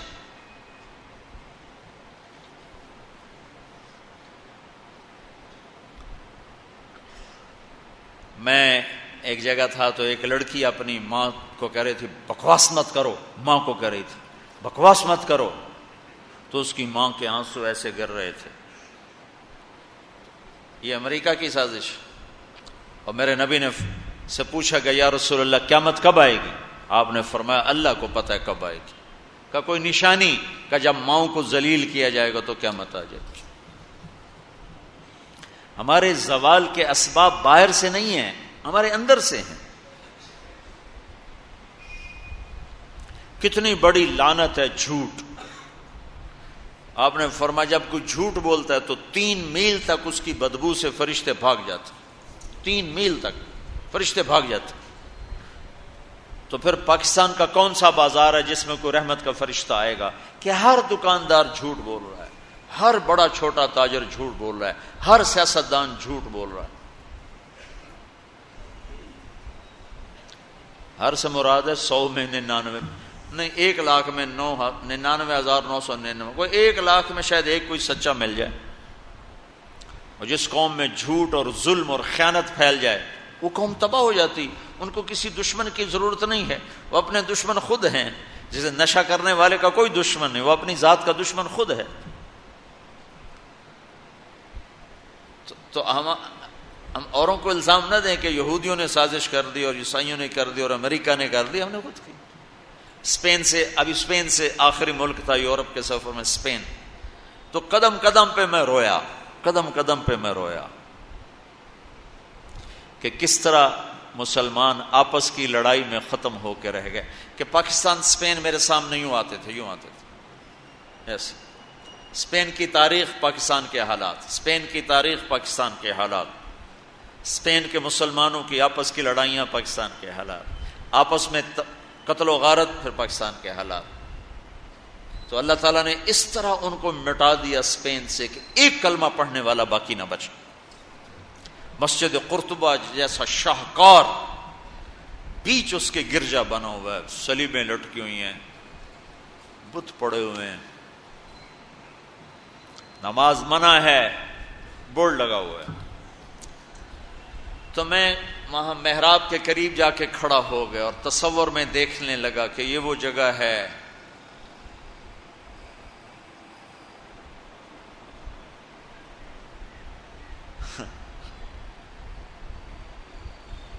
تاریخ سے سبق نہ لینا بھی بڑا اندھیر پن ہے. یہ وہ جگہ ہے جہاں یحییٰ بن یحییٰ اندلسی کے درس ہوتے تھے، علامہ قرطبی کی تفسیر چلتی تھی، ابن عربی کے تصوف کے نکات کھولے جاتے تھے، ابن حزم کے فقہی مقالات سنائے جاتے تھے، بقی ابن مخلد جیسی شخصیات یہاں بیٹھ کے قال اللہ قال رسول کہتے، ننگی عورتیں پھر رہی ہیں نکریں پہنی ہوئی، وہ تو ایک ان کے لیے تفریح کی جگہ بنی ہوئی۔ میں تو آنکھوں سے بھی رو رہا تھا اور دل سے بھی رو رہا تھا، اور زیادہ رونا اس پہ آ رہا تھا کہ اپنا ملک دیکھ رہا تھا کہ آج میرے ملک کے لوگوں کو ہوش نہیں ہے، وہ کیا کر رہے ہیں۔ دین پہ نفرت، فرقہ واریت کی نفرت، سیاست کی نفرت، قوم کی نفرت، صوبوں کی نفرت، شہروں کی نفرت، زبان کی نفرت، کون کون سا زخم ہے جو اس جسم پہ نہیں لگا ہوا، اور کون کون سے زہریلے تیر ہیں جو اس پر نہیں چلائے گے۔ میں ایسے ہی کھڑا دیکھتا رہا، پھر میں محراب کے پاس جا کے کھڑا ہو گیا تو 700 سال پرانی قرآن کی آیات اب بھی اسی طرح لکھی ہوئی کھڑی۔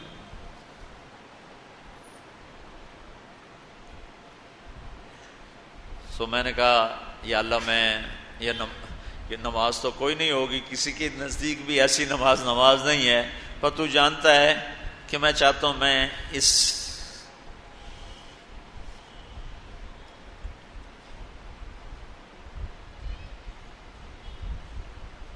ارے میرے بھائیو، آپس کی نفرتیں مٹا دو اللہ کے واسطے۔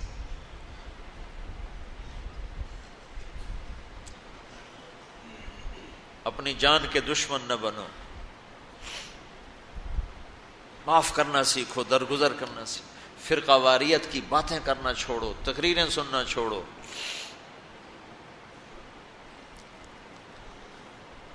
اب تاریخ میری کمزوری رہی ہے، میں بچپن سے تاریخ پڑھتا آ رہا ہوں، یہ تبلیغ میں لگنے سے پہلے ہی ذوق تھا تاریخ پڑھنا۔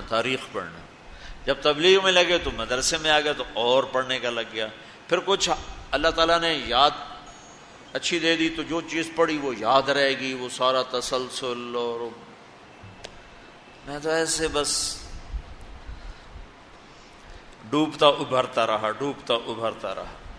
کہ یا اللہ آج میں یہاں اس دھرتی پہ سجدہ نہیں کر سکتا جہاں 700 سال جن اینٹوں نے سجدے کے لمس محسوس کیے، جن اینٹوں نے تیرے لاکھوں کروڑوں پیاروں کے آنسو جذب کیے، جن در و دیوار نے تیرے ہزاروں محبوب لوگوں کے واعظ و ارشاد سنے، جن کونوں میں تجھے یاد کرنے والے ہزاروں لاکھوں کروڑوں، انہیں روشن کرتے کرتے کرتے آج اسی زمین کے نیچے سوئے ہوئے ہیں۔ قرطبہ کے قبرستان پہ شہر بنا ہوا ہے، نہ کسی بادشاہ کی قبر باقی اور نہ کسی بڑے کی، نہ کسی چھوٹے کی۔ میں یہاں نماز پڑھتا ہوں، میری نماز قبول کر لے۔ میں نے اشاروں میں نماز پڑھی، اللہ اکبر، پھر ثنا، پھر فاتحہ، پھر رکوع، اللہ، پھر سجدہ، اللہ، اتنا کو کیا، رکوع سجدہ اتنا کر کے، تاکہ کسی کو چونکہ جو داڑھی والا اندر آتا ہے نا تو اس کے پیچھے سیکورٹی لگ جاتی کہ کہیں کسی کونے میں چھپ کے نماز نہ پڑھ لے، تو ایک سیکورٹی والا ہمارے پیچھے پیچھے کر رہا تھا۔ چلو یا اللہ میں بھی ان میں ہو جاؤں جنہوں نے اس مسجد میں نماز پڑھی تھی۔ اور میرا پاکستان اس دور سے گزر رہا ہے، نہ عوام کو ہوش ہے نہ خواص کو ہوش کہ کیا ہو رہا ہے۔ شاید اللہ تعالیٰ کسی کی فریاد پر آنکھیں کھول دے کسی کی۔ تو بھائیو، محبت سیکھو، درگزر سیکھو۔ اس تبلیغ سے خوبصورت محنت، سارے دین کی محنتیں حق ہیں جس سے خیر پھیل رہی ہو، جس سے لوگوں کو نفع پھیل رہا ہو، لیکن میرے بھائیو دنیا بھی پھری ہے، تاریخ بھی پڑھی ہے، اور کچھ اللہ تعالیٰ نے موقع دیا بہت زیادہ سے مراد یہ نہیں کہ میں کوئی کتابوں کے انبار لگا دی، اپنی حیثیت کے مطابق میں آپ کو اندر کے یقین کے ساتھ کہتا ہوں کہ پہلے 300 سال کا تو کوئی مقابلہ نہیں، پہلے 300 سال کو چھوڑ کر ان 1100 سال میں تبلیغ جیسا کام کبھی نہیں ہوا. میں تمہارے سامنے ہاتھ جوڑتا ہوں، تبلیغ میں وقت دو. اگر اپنے اللہ سے تعلق بنانا ہے، اگر لوگوں کو اللہ کی طرف پھیرنا ہے تو تبلیغ میں جاؤ. بہت بڑا مجمع آیا ہوا ہے، صرف ہر مہینے 3 دن کی نیت کر لو کہ ہر مہینے 3 دن لگانے ہیں. کرو گے نیت؟ کرتے ہو نیت؟ ہر مہینے 3 دن لگانے شروع کر دو، تمہاری زندگی میں تبدیلی آ جائے گی. 6 بر اعظم کے انسانوں تک پیغام پہنچ رہا ہو، ہر زبان کے لوگوں کو ہدایت مل رہی ہو، ہر طبقے کو ہدایت مل رہی. جب طوائفوں کی طرف ذہن گیا، پھر کہا خسروں کو بھی تو لینا چاہیے، وہ بھی تو نبی کی امت ہے. ان کے پاس پہنچ گئے تو ہمارے علاقے کا سب سے بڑا ڈانسر، اب اس کی داڑھی ہے، 5 وقت کا پہلی صف کا نمازی ہے. جب میری اس کی پہلی ملاقات ہوئی، میں نے کہا وہ کبھی نماز پڑھی؟ کہا جی کدی نہیں. کدی جمعہ پڑھے؟ جی کدی نہیں. عید پڑھی؟ جی کدی نہیں. میں کیوں؟ کہ جی یہ مولوی ساڑے نال نفرت کریں تے مڑ اساں بھی پراں رہ جانے ہیں، تساں پیار کیتا ایسی آ گئے ہیں. اس کا چلا بھی لگ چکا ہے، داڑھی بھی رکھ لی ہے. ایک مجھے ملا یہی اس کے بال کٹوائے، سارا کچھ سٹ کیا، اور کچھ عرصے بعد پھر میں دیکھو نا سرخی لگائی ہو فوٹو، وہ تینوں کی بڑی. اس نے میں اپنے واقعہ سنا، کہا جی میں مسجد میں گیا نماز پڑھنے تو مولوی صاحب نے آخیا اے خسرا کدے اندر وڑا ہے، انہوں باہر کٹو، انہوں باہر کٹو.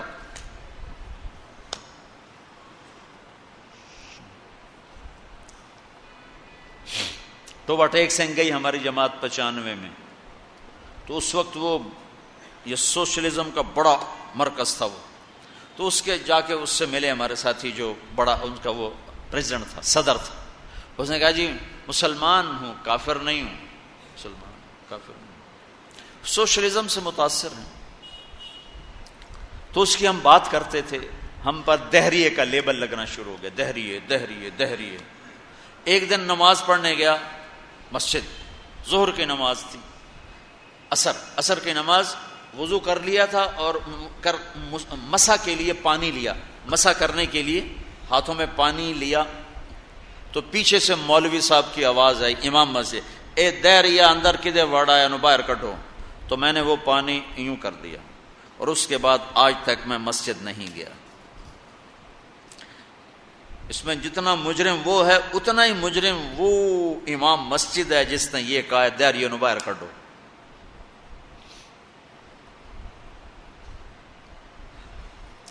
تو بھائیو بہت بڑا مجمع بیٹھے ہو اوپر نیچے،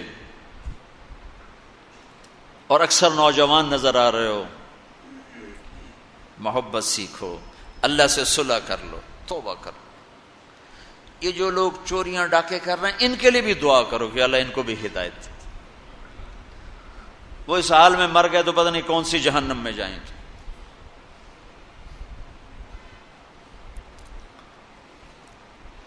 تو نیت کرتے ہو سارے؟ ایک نیت میں اور کروایا کرتا ہوں کہ بھئی آج تک جو ہوا آئندہ توبہ، صلح کر کے اٹھیں، اللہ کی بارگاہ میں صلح کر کے اٹھیں. تو اس کی بھی نیت کرتے ہو؟ ابھی تمہارے آنے سے پہلے اسپین کے ایک ساتھی سے بات ہو رہی تھی، وہ جو میں آخر میں توبہ کرواتا ہوں، انہوں نے کہا جی آپ تو چلے گئے ہیں اور ہمیں مسلسل خبریں آ رہی ہیں، چونکہ وہاں پاکستانی بہت زیادہ شراب کا کام کرتے ہیں، ان کے ہوٹلز ہیں تو ہوٹل میں شراب چلتی ہے. انہوں نے کہا جی مسلسل ہمارے لوگ کہ اسی جی توبہ کیتی ہے بھائی اسی شراب ویچنی بند کرتی، شراب بند کرتی. مختلف جگہوں سے خبریں آ رہی ہیں. کہا جی ہم نے وہاں توبہ کی، ہم نے سوچا تھا مکے جائیں گے وہاں جا کے توبہ کریں گے، لیکن وہ تو ادھر ہی انہوں نے ہمیں توبہ کروا دی، تو بس یہ ہماری توبہ. تو ایک یہ کہوں گا کہ توبہ کر کے اٹھو، ٹھیک ہے، جو پیچھے گزر گئی اللہ معاف کر دے، آئندہ تو اس سے صلح کر کے چلیں گے. اور اگر کبھی پھر ٹوٹ گئی تو یہ کون سا اوکھا کام ہے، پھر توبہ کریں گے، پھر معافی مل جائے گی. اس دربار میں معافی کے سوا تو معافی سے معاف کرنے سے زیادہ محبوب عمل کو نہیں اللہ کی بارگاہ. تو توبہ کی بھی نیت کرتے ہو تو کہو یا اللہ میری توبہ، پھر کہو یا اللہ میری توبہ، پھر کہو یا اللہ میری توبہ. اللہ قبول فرما لے. اب حج والوں سے کوئی موقع ملا تو کر لوں گا، ورنہ وہیں مکے چل کے بات کریں گے. لیکن آپ بھائیو، ہو سکتا ہے اس وقت کی بات یہی ہو جو اللہ نے کہلوائی، ضرورت اسی کی ہو. میں آپ سے گزارش کرتا ہوں، محبت سیکھو، معاف کرنا سیکھو، ماں باپ کے آگے چپ رہنا سیکھو، بیوی کی کمی بیشی برداشت کرنا سیکھو، حتیٰ کہ اولاد کی کمی بیشی پر بھی ایک دم سیخ پانا ہو جاؤ، ہاتھ نہ اٹھاؤ، صبر کرو، حوصلے سے کام لو اور ان کو پیار محبت سے سمجھاؤ. سہیل احمد مشہور اداکار ہے. 96 میں ہم نے اداکاروں میں بھی کام کیا تھا. تو اس وقت ہم ایک مرید کے ہماری جماعت تھی جو ہمارے ساتھ تھا، گجرانوالے کا. مجھ سے کہنے لگا مولانا میرا باپ DSP ریٹائر، زندگی پر 1 روپیہ حرام نہیں کھایا، 1 روپیہ رشوت نہیں. اب بے تکلف ہو چکی ہے، تعلق بن چکا ہے. تو میں کہتے تو کڑے حرام کھاتے بڑھ گئے. میں نے آگے کہا تو کڑے حرام کھاتے بڑھ گئے، تو کیوں اس غلط کام میں چلا گیا؟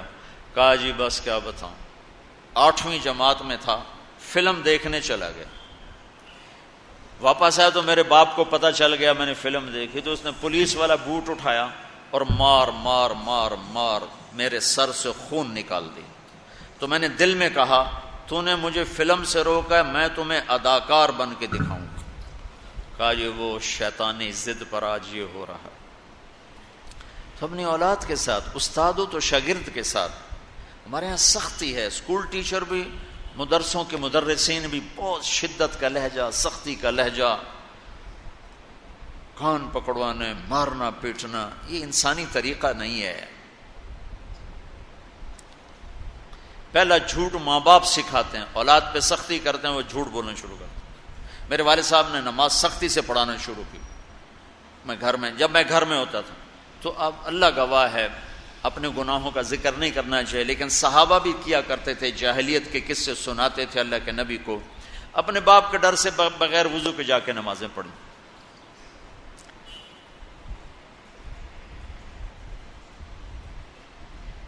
ایسی شدت نہ ہو کہ زبان جھوٹ کی آتی. 4تھی جماعت میں تھا میں. ہمارے استاد تھے ماسٹر شفیع صاحب رحمۃ اللہ علیہ، بڑے محنتی استاد. اس زمانے کے استاد ہوتے ہی محنتی تھے لیکن مارتے بہت. انہوں نے ہمیں حساب کا سوال لکھایا، سلیٹیں ہوتی تھیں اس پر. اب میں کوئی 12ویں نمبر پہ بیٹھا ہوا تھا اور جو جا رہا ہے آتا نہیں، ٹھو ٹھو ٹھو ٹھو، سوٹے بھی مکے بھی. میں کہا ابھی مر گئے. مجھے بھی نہیں آتا تھا اور میں انتظار کر رہا ہوں کہ یا اللہ میں اس سے نکلوں کیسے. سوال تو آتا نہیں، پکی گل ہے، سوٹے ہی ہیں. اب میرا چھوٹا ذہن اور میں سوچ رہا ہوں کہ کیا چکر چلاؤں. تو تھوڑا سا بیک گراؤنڈ یہ ہے کہ چونکہ ہمارا زمیندارہ ماحول تھا تو استادوں کو گھر ہماری طرف سے گندم جاتی تھی، چاول جاتے تھے، گھی جاتا تھا، آٹا جاتا تھا، مکھن جاتا تھا، چینی جاتی تھی، مرچیں جاتی تھیں، جو سیزن پہ تو وہ جاتی تھی. تو کوئی 2 مہینے پہلے میرے استاد جی نے کہا تھا کہ پتر مرچاں بھجوا دے. ابے نو آکھی مرچاں بھجوا دے. وہ میں بھول گیا کہنا بھول گیا. تو اب میں بیٹھا سوچ رہا ہوں یا اللہ جان کیسے بچاؤں. وہ 2 مہینے پرانی بات یاد آ گئی. جب میرے سے آگے 2 لڑکے رہ گئے اس وقت یہ سارا پچھلا کمپیوٹر کھلا تو میں اٹھ کے گیا. میں نے کہا استاد جی ابا جی پہ آندین کل مرچاں پہنچ جا سن. ابا جی پہ آندین کل مرچاں پہنچ جا سن. انہوں نے کہا شاباش میرا پتر تو بائے جا.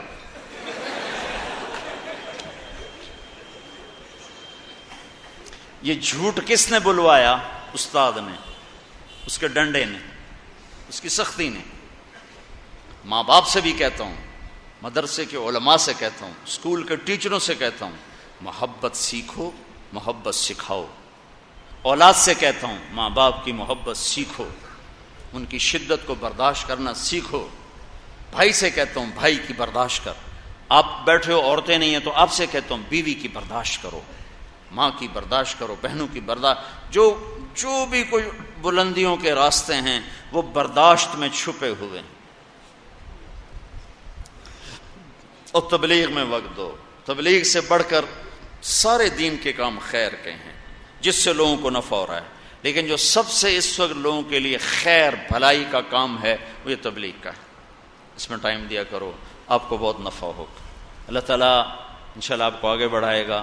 کسی سے لڑے ہوئے ہو ابھی اٹھ کے صلح کر لینا، کسی سے ناراض ہو ابھی جا کر اس کو گلے لگا لینا، کہ اللہ کی بارگاہ میں بہت اونچا لے جانے والا عمل ہے جھک جانا، معاف کرنا، درگزر کرنا۔ تو اس کی بھی نیت کرتے ہو؟ اللہ تعالیٰ قبول فرمائے۔ اللہم لک الحمد کما انت اہلہ فصل علی محمد کما انت اہلہ وفعل بنا ما انت اہلہ انک اہل التقوی و اہل المغفرہ ربنا تقبل منا انک انت السمیع العلیم وتب علینا انک انت التواب الرحیم اللہم اغفر للمؤمنین والمؤمنات والمسلمین والمسلمات الاحیاء منهم والاموات انک سمیع قریب مجیب الدعوات اللہم انا نسألک الہدى والتقى والعفاف والغنى اللہم آت نفوسنا تقواها وزکها انت خیر من زکاها انت ولیہا و مولاہا۔ یا اللہ اس سارے مجمع کو ہم سب کو قبول فرما اور ہمیں پچھلے گناہوں پہ ندامت نصیب فرما۔ ہم توبہ کرتے ہیں یا اللہ ہماری توبہ کو قبول فرما۔ تو غفور الرحیم ہے، معاف کرنا تیری صفت ہے، اور بھول جانا، خطا کرنا ہماری کمزوری ہے۔ ہماری کمزوری پہ رحم فرما کر ہمیں معاف فرما دے۔ ہمارے پچھلے صغیرہ کبیرہ گناہ، آنکھ کے، کان کے، زبان کے، ہاتھ کے، پاؤں کے، جو بھی ہمارے جسم سے تیری نافرمانی کا کام ہوا اپنے محبوب کے صدقے معاف کر دے، اور ہمیں اس مجلس سے اٹھنے سے پہلے پہلے یا اللہ ایسے بنا دے جیسے آج ماں کے پیٹ سے نکلے ہوں۔ یا اللہ تجھے قدرت ہے، تو اس کا فیصلہ فرما۔ اور یا اللہ ہمارے گناہوں کی وجہ سے جو پورے ملک پر اور خاص طور پر اس شہر پر جو یا اللہ مشکل حالات آئے ہوئے ہیں، یا اللہ ہم تیری بارگاہ میں تیرے سامنے عرض کرتے ہیں، تو ان کا حل فرما۔ یہ حکومتوں کے بس کی بات نہیں ہے، یہ تیرے ارادے کی بات ہے۔ تو محبتوں کو پیدا فرمانے والا ہے، ان نفرتوں کو مٹا دے اور محبتوں کو زندہ فرما دے، ان چوری ڈاکے کو ختم فرما دے، اور رزق حلال یا اللہ ہر آدمی کے اندر اس رزق حلال کمانے کا جذبہ پیدا فرما دے۔ یا اللہ آپس میں جو عداوتیں ہیں، جو دشمنیاں ہیں، انہیں محبت میں تبدیل فرما دے۔ وہ دین کے نام پر ہوں، دنیا کے نام پر ہوں، سیاست کے نام پر ہوں، کسی بھی شکل پر اگر آپس میں کوئی نفرت ہے یا اللہ اپنے فضل سے مٹا دے۔ ہم تو تھکے پڑے ہیں میرے مولا، تو عاجز نہیں ہے، ہم تو عاجز ہیں، تو قدیر ہے، ہم تو حقیر ہیں، تو کبیر ہے، ہم ذلیل ہیں، تو عزیز ہے، ہم کمزور ہیں، تو قوی ہے۔ تیرا چاہا پورا ہوتا ہے، ہمارا چاہا تیرے بغیر پورا نہیں ہو سکتا۔ تو نے ہمیں یہ دیس دیا، بڑے یا اللہ رحمت سے دیا، فضل سے دیا، ہم اس کی قدر نہ کر سکے۔ آج یہ ہمارے گناہوں کی وجہ سے لہو لہان ہے، ہمیں بھی معاف فرما دے، ہمارے دیس والوں کو بھی معاف فرما دے، اور اسے امن کا گہوارہ بنا دے، محبتوں کا گہوارہ بنا دے، الفتوں کا گہوارہ بنا دے، ایک دوسرے کی قدر کرنے والا بنا دے، ایک دوسرے کو معاف کرنے والا بنا دے۔ اس سارے مجمع کو قبول فرما لے، اس مسجد کو، مسجد کے نماز پڑھنے والوں کو، پڑھانے والوں کو، پڑھنے والوں کو قبول فرما لے، اس مسجد کے اطراف والوں کو، پورے اس محلے کو قبول فرما لے، اور دنیا کی بھی ہر خیر عطا فرما، اور آخرت کی بھی ہر خیر عطا فرما۔ دنیا کے ہر شر سے بچا اور آخرت کے ہر شر سے بچا۔ وصلی اللہ تعالی علیہ وسلم۔